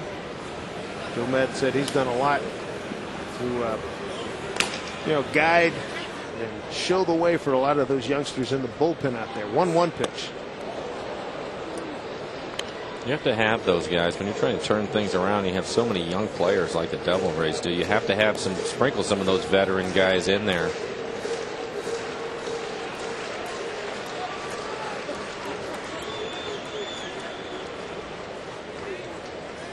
One and two to Guillen.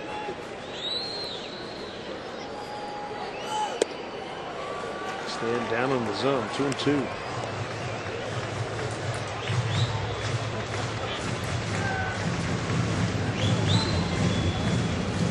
Joe Maddon at Lafayette College in Easton, Pennsylvania.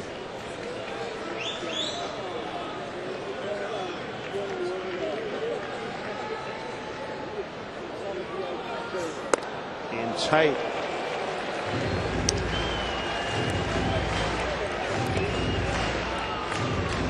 See that the guys that they've brought out of the pen so far, they all have good arms, but you can also see why they've had their struggles. Tough time throwing strikes.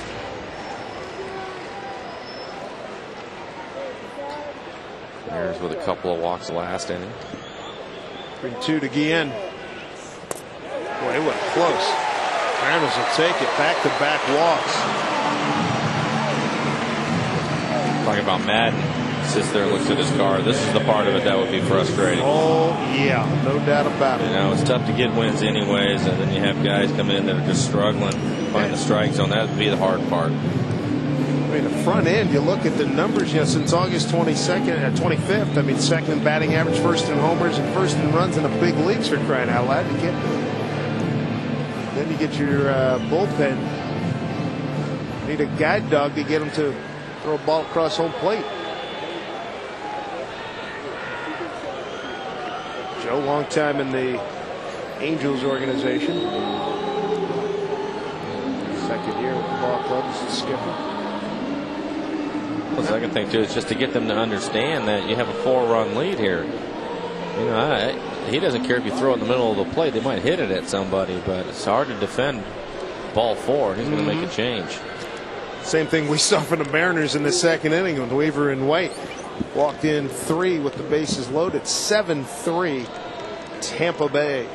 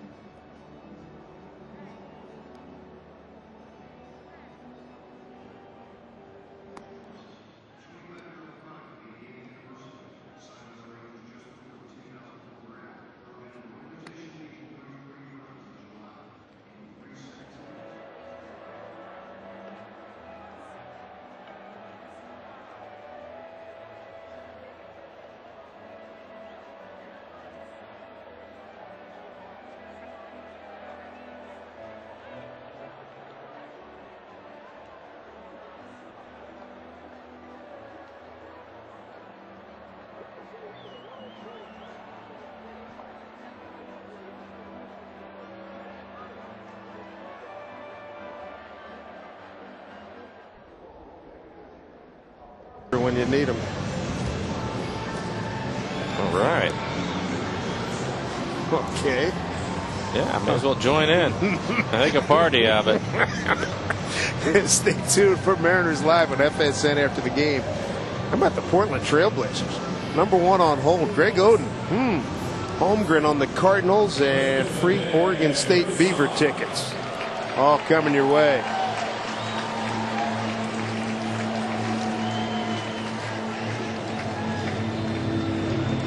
I'm gonna put this on their job application. There's a veteran, Dan Wheeler. Second time he's been with the ball club. 99 and 2000 he was with Tampa Bay. 2001. Then he went to the Mets in 03 and 04. And then Houston, middle of 04. They picked him up from Houston earlier this year. Ty Wigginton. He throws ball one. Home run! Home run! Mariners get the first two on via walks.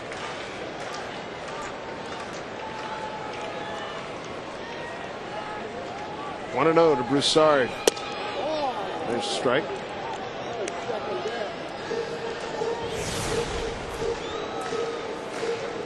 First time Wheeler and Broussard have gone face to face.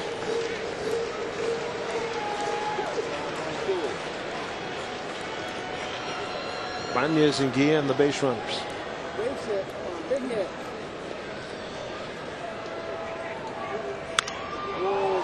Popped up, and that's going to get out of play.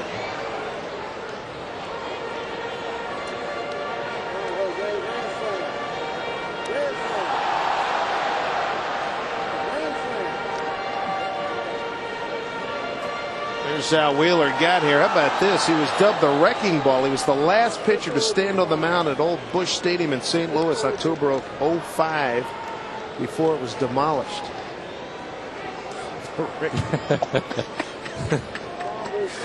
Oh boy.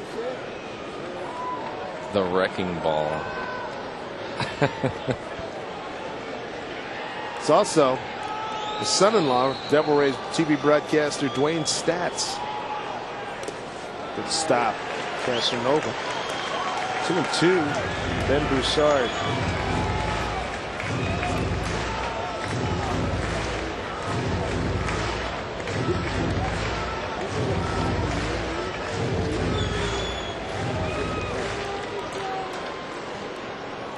Mariners been trying to fight their way back into this game since early on. Devil Rays put one on the board in the first 4 in the second. Back up the middle, base hit Broussard. Raul Ibanez being held up at third, so bases loaded for the Mariners. Nobody out, and here comes Jose Vidro.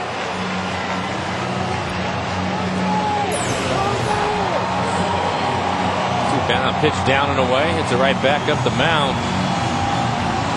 Down by 4 runs. No reason to chance it. Get them back one at a time.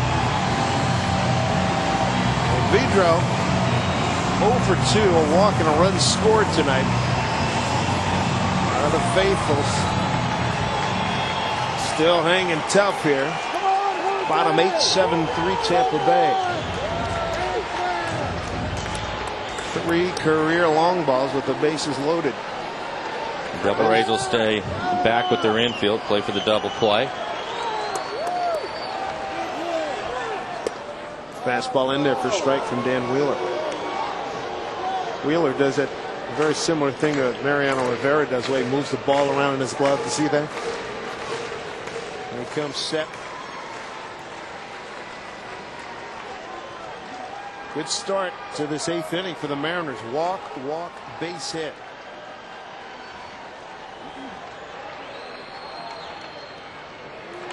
Kept in front by Casanova. 1-1.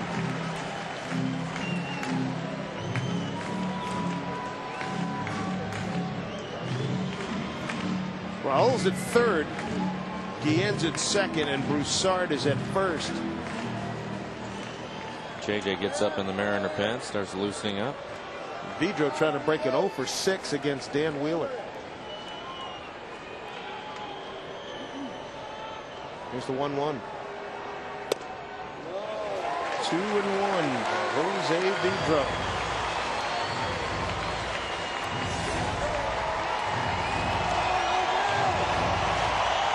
Mariner fans getting into it. There's JJ Putz getting ready. Bottom of the 8th here at Safeco.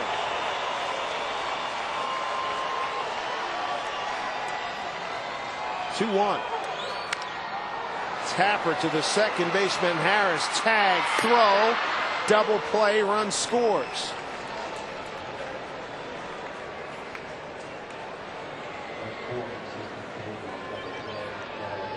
No RBI. 4 unassisted. Gets Broussard first out. Throw to first. There's the double play. Banez scores. Guillen advances to third.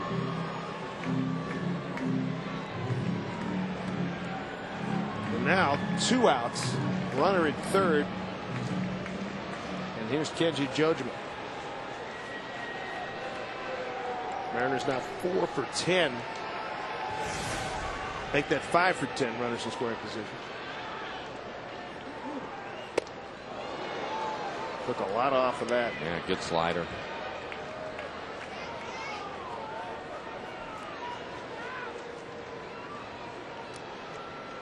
Huge double play. Helping Tampa Bay.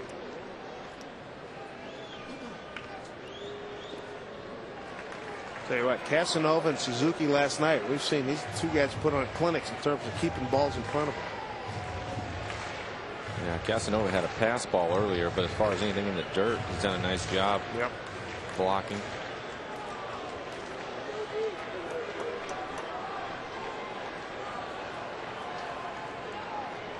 One to Kenji. 83 miles an hour on that one.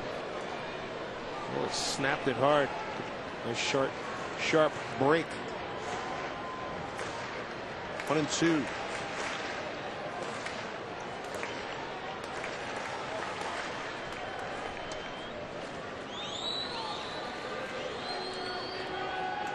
One and two.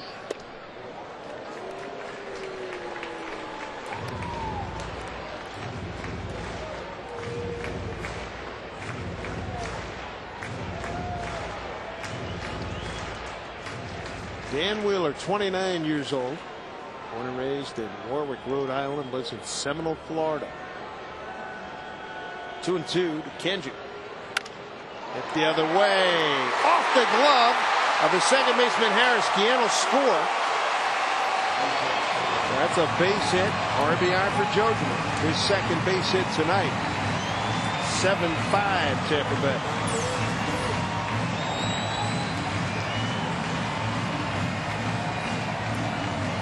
See the second baseman Harris diving for it. I think he thought he was going to get it, but the cut of the grass ended up having the ball bounce over his glove. Nice break for the Mariners and Kenji. Sure was. Kenji's 59th RBI. 2 down here in the 8th. Mariners with a couple of runs in. Jeremy Reed comes out on deck. You bet. He's going to pinch hit. Willie Blomquist.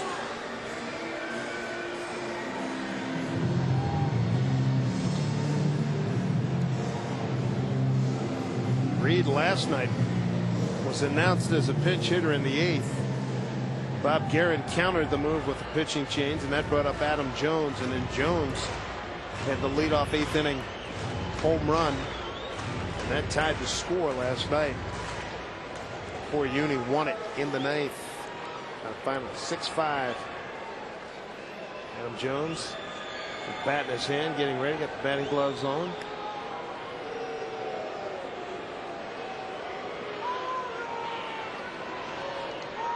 Jeremy Reed. Can't swing the bat. He is 1 for 5 as a pinch hitter.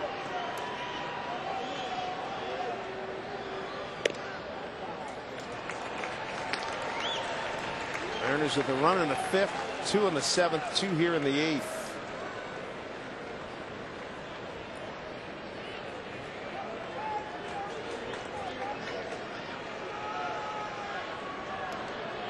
PCL leader in base hits this past season.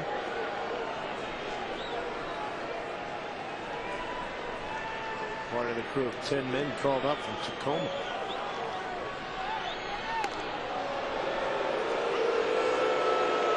Two outs, down two. Kenji. He's not going anywhere. I don't know what he's doing either. What is that? I haven't worked in my move yet, so.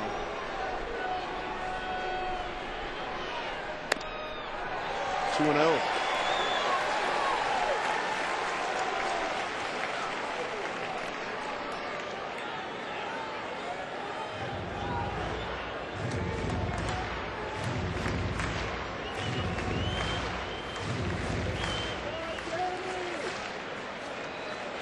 Jeremy Reed, big opportunity here. 13 home runs. That's going to be a base hit. They'll go station to station here. There's Reed representing the tying run. That'll bring up Yuniesky Betancourt. Jeremy Reed with a nice stroke. Kind of 2 for 6 as a pitch hitter.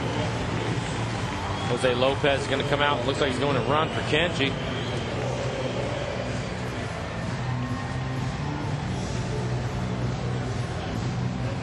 Lopez to run.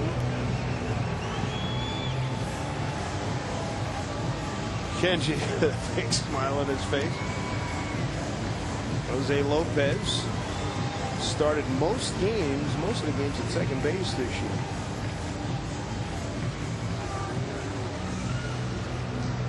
Pitching coach Jim Hickey. How many of those guys out there thinking after what happened to them last night? Oh. And the night before when they had, what were they up, 8-1? 8-1 at Boston. How about August 1st? Uni with a base hit against the Angels here at Safeco. That was against Spire. And then last night comes through again. Base hit. And the Mariners come up with a W.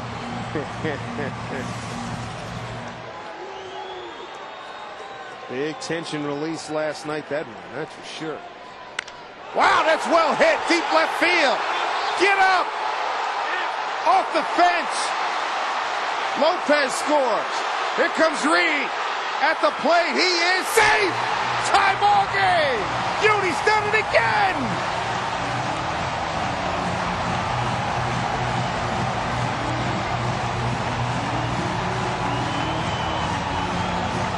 Yuniesky Betancourt making a name for himself. 24 hours. Won a game last night, tied it up right here. And he almost put him ahead. When he first hit this, I thought I had a chance to get out of here. He thought maybe he had a shot at it. It hits in the middle of the scoreboard. 2 outs. Jeremy Reed's running the whole way. You can see the play at the plate. Just beating it in there to tie the game up. Nice slide by Jeremy. Nice slide indeed by the Reader. Lopez scored easily from second. Ichiro can get the lead run in here with a base hit. They'll put him on. I don't blame him because he's got RBI singles to left his last 2 at bats. They'll put it on Adrian Beltre. Beltre will be the 9th hitter coming to the plate here in the 8th inning.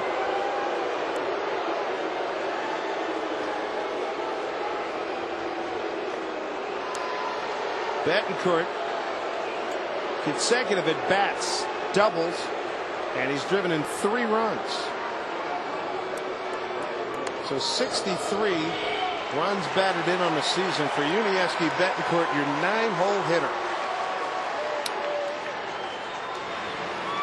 Gary Glover getting ready, the right-hander. Jeremy Reed's pinch hit was huge with 2 outs after the double play. Jojima got the hit that just got over the glove of the second baseman. Reed kept it alive with a base hit, and then Uni. First pitch by Betancourt. A double off the scoreboard in left field, and now here's Beltre, the 9th hitter in the inning. The lead run at second base. Beltre 0 for 1 against Wheeler. 7-7 ball game. Down low, ball 1. All the Mariners down 5-0 before they could really break a sweat. 7-1 through 6. Kept chipping away, and now it's a 7-all ball game with 4 runs here in the 8th.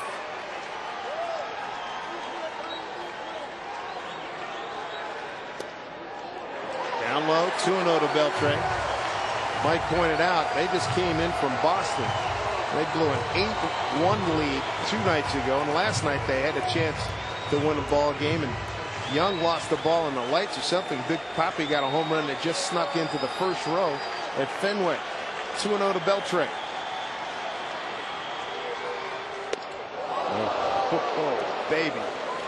2-1.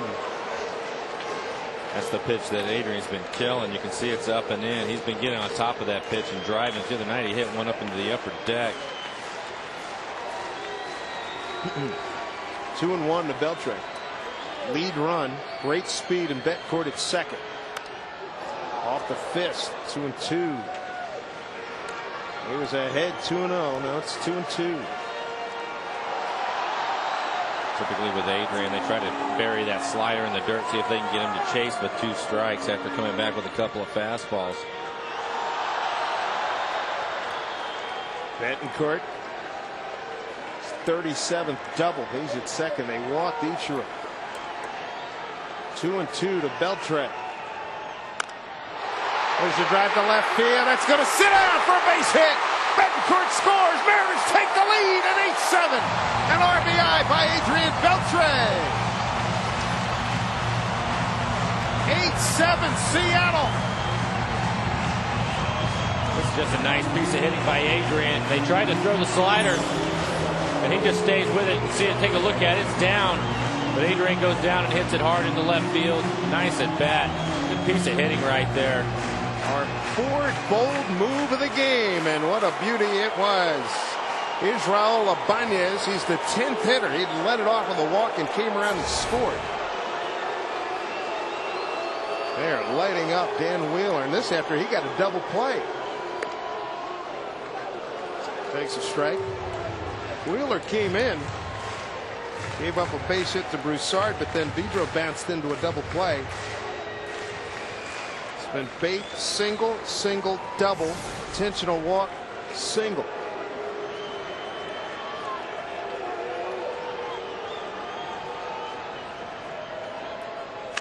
Raul drives one foul. Oh, man. Got in front of it. A little too quick.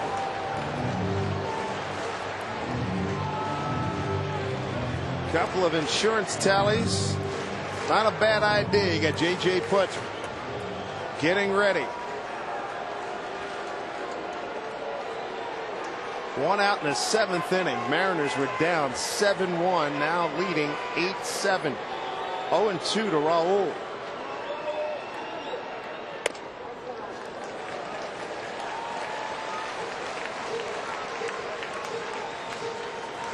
Look at that. Early on, 5-0. Got the 7-1, but that 5 looks real good in the 8th inning. 8-7 Mariners.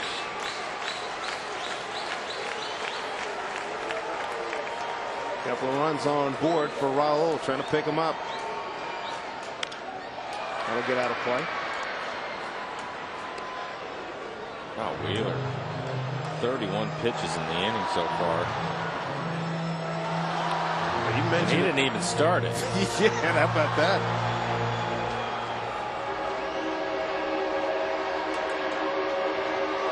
Yeah, Doman started the inning. Base 3 hitters gave up a walk. Base gave up 2 walks. 1-2 to Raul. Struck him out. As Casanova shows Halley in the ball, but Adrian Beltre with the lead run plated on his RBI. Now time for the big guy. J.J. puts in a 1-run lead.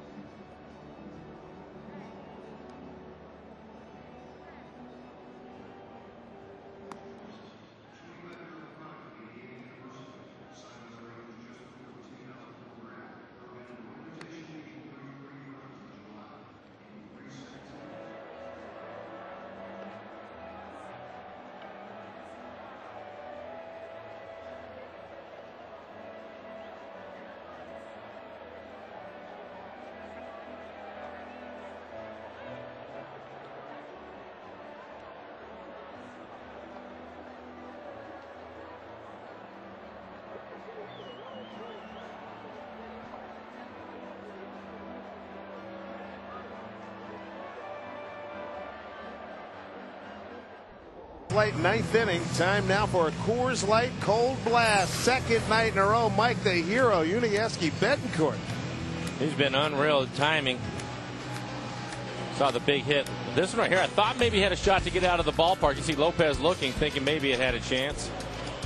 Jeremy Reed comes all the way around first to tie it up. Just a really nice slide. A little hook slide by Jeremy. See him get in there. Thunderstruck time now with J.J. Putz on. He's got a 1-run lead. Top 9. He'll face the top of the order for the Tampa Bay Devil Rays. Adam Jones brought in. He's in left field. Jose Lopez at second base, and Jamie Burke is the new catcher.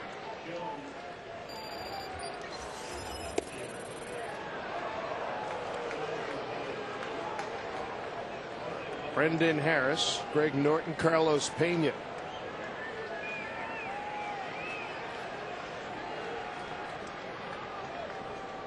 AJ's had a little bit more regular work the last few days. But the longest stretch. It's a couple of weeks we didn't see him. He's behind 2-0 to Harris. Threw the ball well last night. 1-2-3 ninth inning. Gave himself the win. Man, all kinds of fireworks in the 8th. 2-0 to Harris. Struggling. 3-0.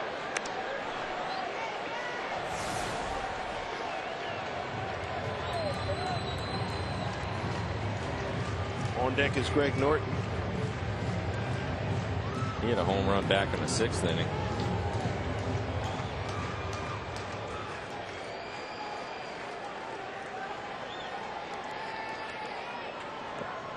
JJ can battle back 3-0. Right in there, 3-1 to Harris.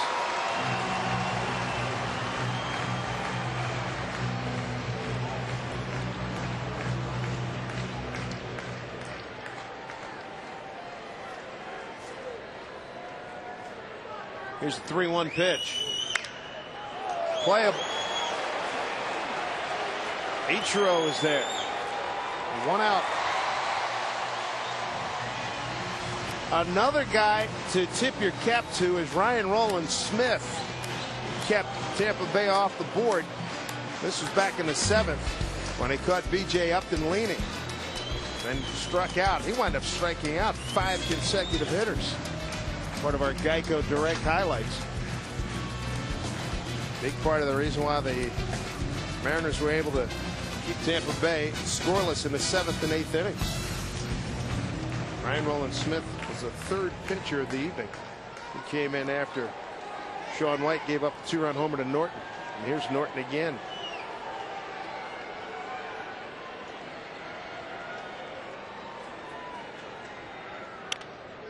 Hit off the end of the bat. Beltre. Scoop by Benz. Beautiful. 2 down.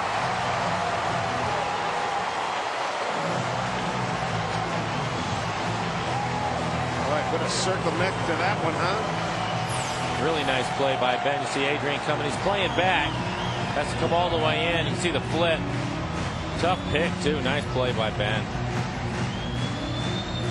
2 down in the 9th. It's not over yet. Carlos Pena with 2 outs. He's got 39 jacks on the season. 110 RBIs, make it 111 because he had one earlier in the 2nd inning.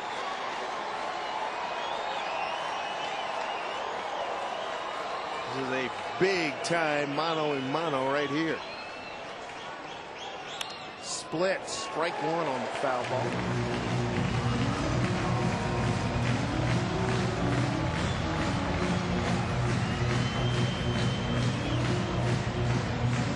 The Mariners keeping the faith, down 5-0 early. 7-1 into the 7th inning.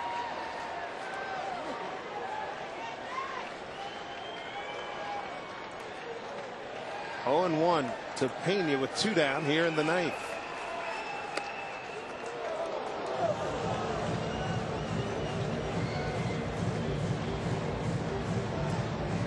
JJ typically will pick his spots when he throws his split finger. He'll go after most guys with his fastball, just try to locate it. And when he's throwing 95, 96 like he is tonight, that's good enough. But he's mixing it up with Pena, which is a good idea.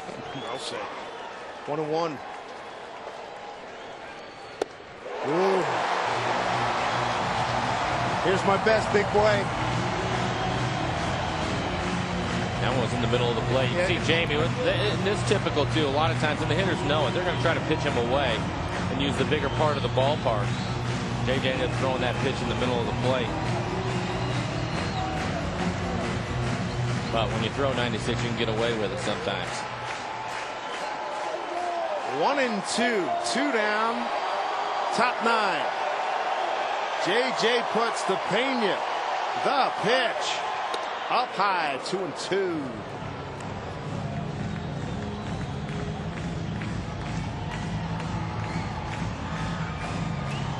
Eight-7 ball game.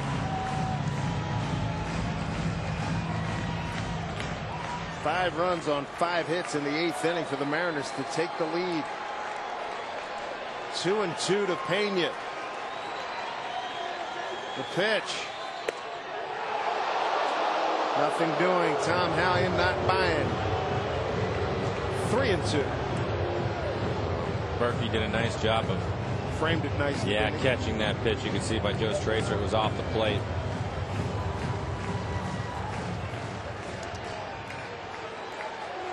What do you think? Split? Yeah. Wouldn't be surprised if he's thinking the same thing. 3-2 pitch to Pena. Split, got him. Game over. 8-7. Mariners a come from behind victory, number 41 on the season, and what a beauty. That's a big time pitch by JJ. Pena with 39 home runs on the year. He wasn't going to give in to him. Throws him a 3-2 split. What a comeback. Nice job by the guys fighting back in this game. You can see this split finger bottom just falls out of it. Pena was going for the downs too. And that split, the bottom fell out. JJ loving it big time. Mariners down early, 5-0. Trailed by as many as 7-1. They come back and win, 8-7. Final score, 8-7 Mariners win. And stay tuned. Final score is 8-7, number 1 on hold. One of the stories we'll be looking at, Holmgren on the cards and free Oregon State Beaver tickets. It's all coming up next as Mariners coverage continues on FSN.